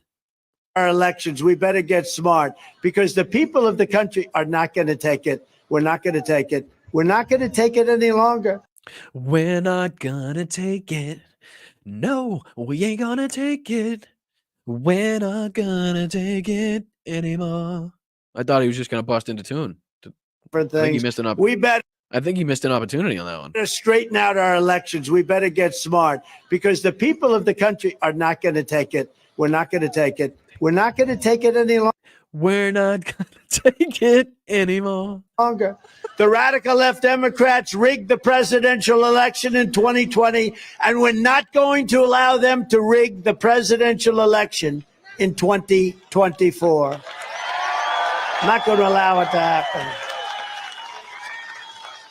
Every time the radical left Democrats, Marxists, communists, and fascists indict me, I consider it a great badge of honor. Great badge of honor. Because I'm being indicted for you. And never forget, our enemies want to take away my freedom. That's right. We want to take away your abilities to remove top secret documents from the White House. Because I will never let them take away your freedom. That's what this is all about. They want to silence me because I will never let them silence you. And in the end, they're not after me. They're after you. I just happen to be standing in the way. Bullshit. Okay?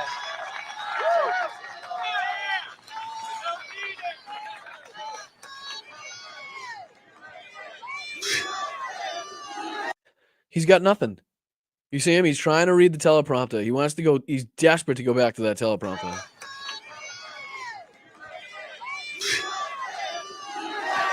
He's desperate. Look at him. He's pissed.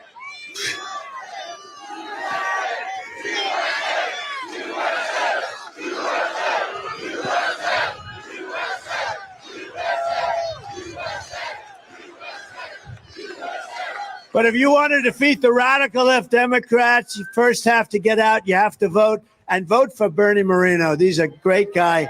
They're doing a number. You know, I didn't think I'd say this because, you know, they're doing a number on him just like they've done on everybody else. That's all. By the way, thank you for everybody being here. I know we're way over time. Thank you to everybody watching on YouTube, Twitter, Twitch. I appreciate you guys, all 846 of you. Thank you for watching Blunt Politics with Boston Brian. Hopefully at some point we'll be able to like clip some of these things and put them up on YouTube so you guys have a little more content to see. But I do appreciate you guys being. I know we've been here a long time, but I'm going to try to get through it. I'm not even going to look to see how much longer I got. All they do, disinformation and misinformation. They're masters at it. Well, now that you got the time, I mean, your teleprompter's not working. So now that you have the fucking time, can you please explain to us the difference between mis and disinformation, sir? Go ahead. They lie. They cheat. These people. No. I thought the problem was we don't have time. You don't have to get into it. But now you have the time. Obviously, clearly, you're out of shit to say. The teleprompter's not working. Why not just give us the rundown on what the fucking difference is? They're masters at it. They lie. They cheat. These people, they lie. They cheat. They make up fake stories like Russia, Russia, Russia. You know, that whole Russia thing. Where was it? 36 people were indicted. What was it? Fucking 4, 5, 6 people that were involved in Trump's campaign directly. Paul Manafort. What was it? 3 companies that were indicted. Yeah, I'm pretty sure a lot came out of the Russia. You know, they made up the Russia story. Then I won that. No collusion. No, pretty sure he said explicitly he couldn't say there was no collusion. I think that was what he said. I cannot say explicitly there was no collusion. But, I mean, what do words mean nowadays anyway? Who the fuck... With the short memory of Americans, which is a scary fucking thing, honestly, that people are even considering putting this man back in office after the shit that we fucking went through at the hands of this fucking asshole. But, again... After 18 angry Democrats said there was no collusion. They didn't have anything. They went through millions of phone calls, not one call to Russia. It was a fake deal made up by crooked Hillary for losing. Although I don't call it crooked anymore. I've reversed it, right? No, it was made up by Hillary Clinton. And how about this guy? He may end up being a United States Senator, right? Shifty Adam Schiff. Think of it. Can you believe it? He may end up being a senator. This is one of the most dishonest human beings. He made up my conversation that I had with the president of Ukraine. He made up the conversation. He said there were 7 times quid pro quo. Remember that? Quid pro quo. 7 times. Now, think of it. That means you've threatened somebody 7 times. I want money. I want this. And then you say it again. I want money. I never spoke to the guy. He would think I'm a total lunatic, okay? But he said 7 times he asked, and he made the speech in Congress. I said, good, I'll sue this guy. Then I learned you can't sue any congressman. Wow, is this just fucking rambling nonsense? Honestly, I just want to get to the part where he talks about, what do you guys say he says? Bloodbath or something like that? When does that come up? Because I don't know how much longer this I can take. Because they have total immunity. If they can say whatever they want in Congress. But here's what they didn't know. The phone call, because it was a White House call, and for some reason it happened to be on tape. So I let them go more and more. The stories got wilder and pleased. But I will tell you this. After they made up the story, and then after that they heard the tape, they died. They didn't know that phone. I missed it? How the hell did I miss it? It was way back? What the fuck? Call was taped. That was one good case of a phone call being taped.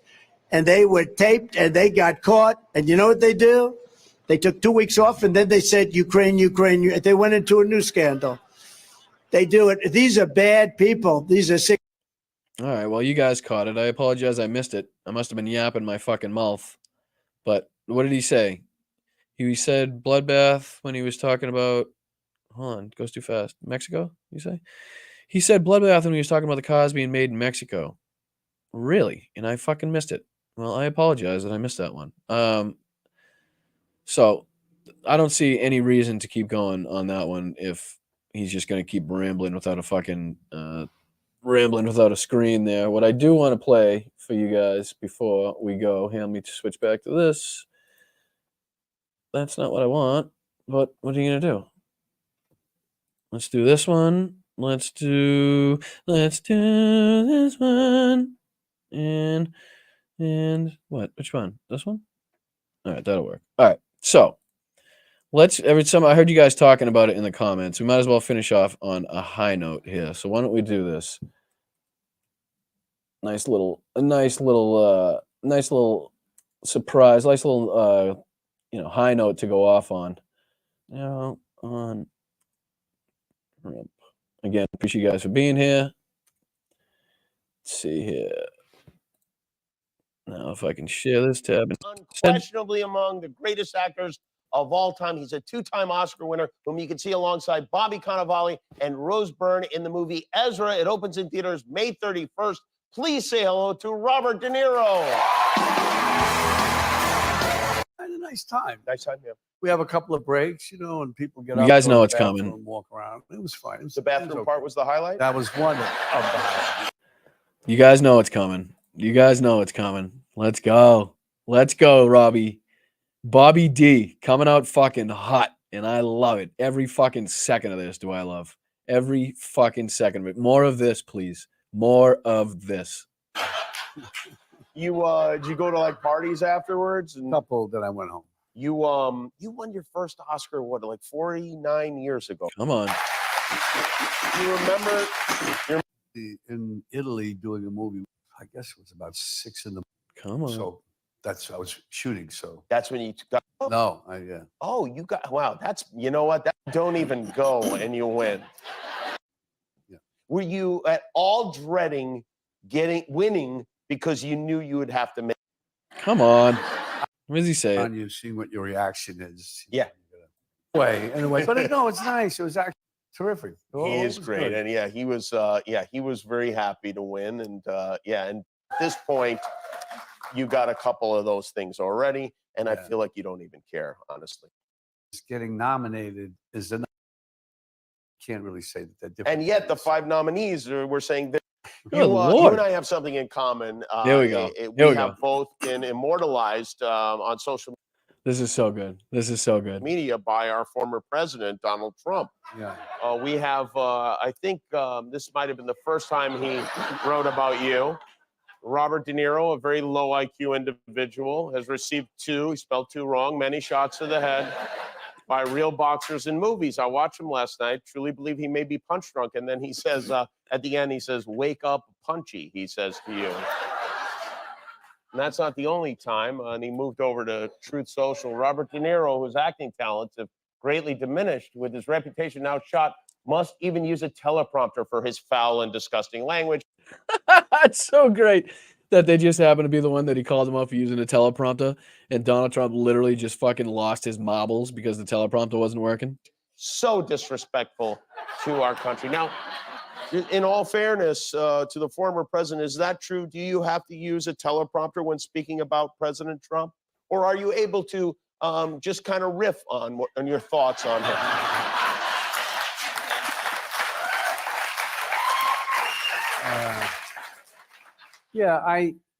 He's so stupid.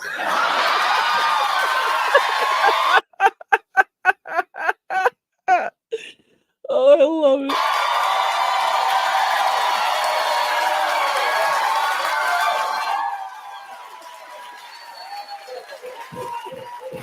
I mean, look at the lame, inane things that he said. He's so stupid. He can't even say anything clever or smooth.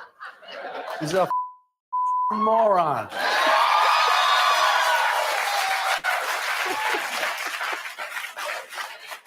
But he's a scary one. And in all seriousness, and we know it here, People have to get out and vote and vote and vote and vote. Yeah. One time each. Amen, Bobby. Amen, Bobby. A fucking men, brother.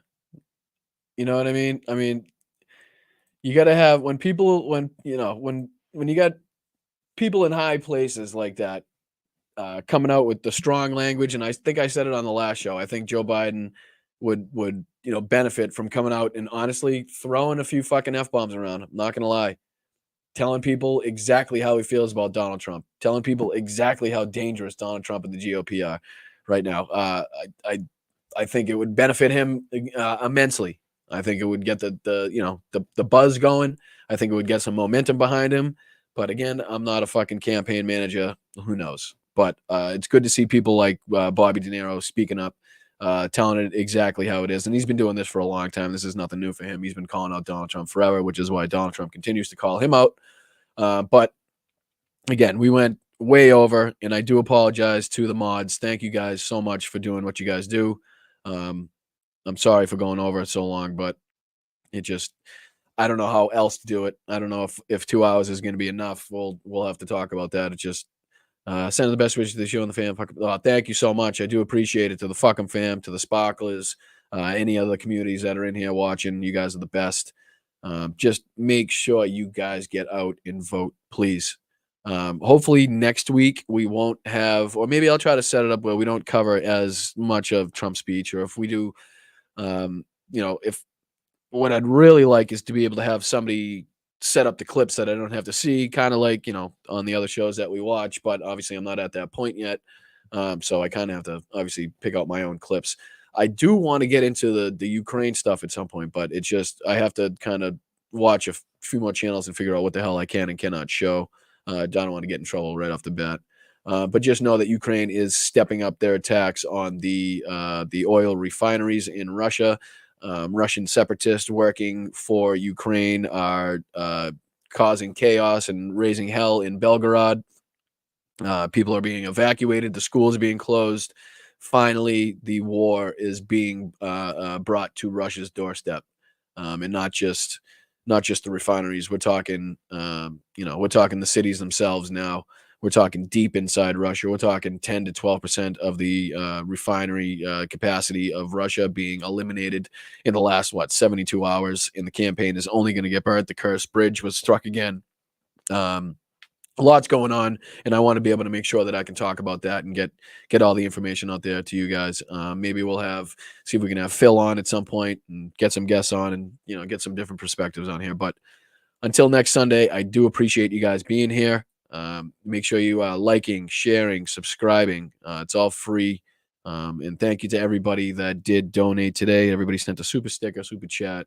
Everybody that signed up for a membership. Don't forget patreon.com/Boston Brian. You guys can sign up there. I do appreciate it. Just make sure you guys are staying involved. Make sure you guys are watching all these great creators that are giving you some good information. Make sure you spread it out, though. Sometimes we get stuck in a bubble when we watch, a single person or a single news channel or get our information from one place. And I know you guys are better than that. So, but until next time, I do appreciate it. You guys enjoy the rest of your weekend. Happy St. Patrick's Day. Erin go bra, slanche, all the good things. Make sure you guys are staying safe. Make sure you guys tell your family members you love them. And we'll be back next week. I do appreciate it. Thank you, guys. Have a good one.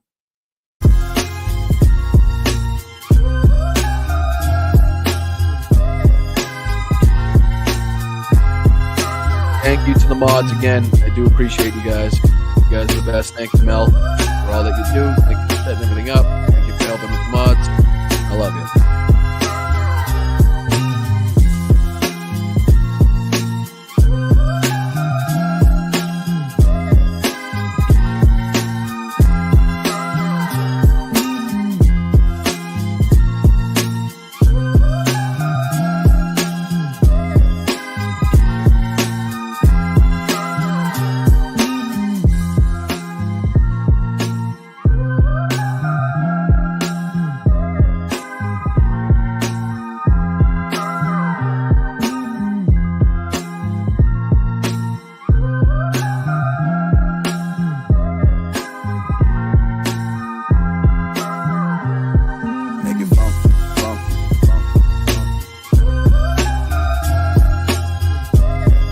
Thank you, Peter, from the bottom of my heart. I really do appreciate it. You are the best.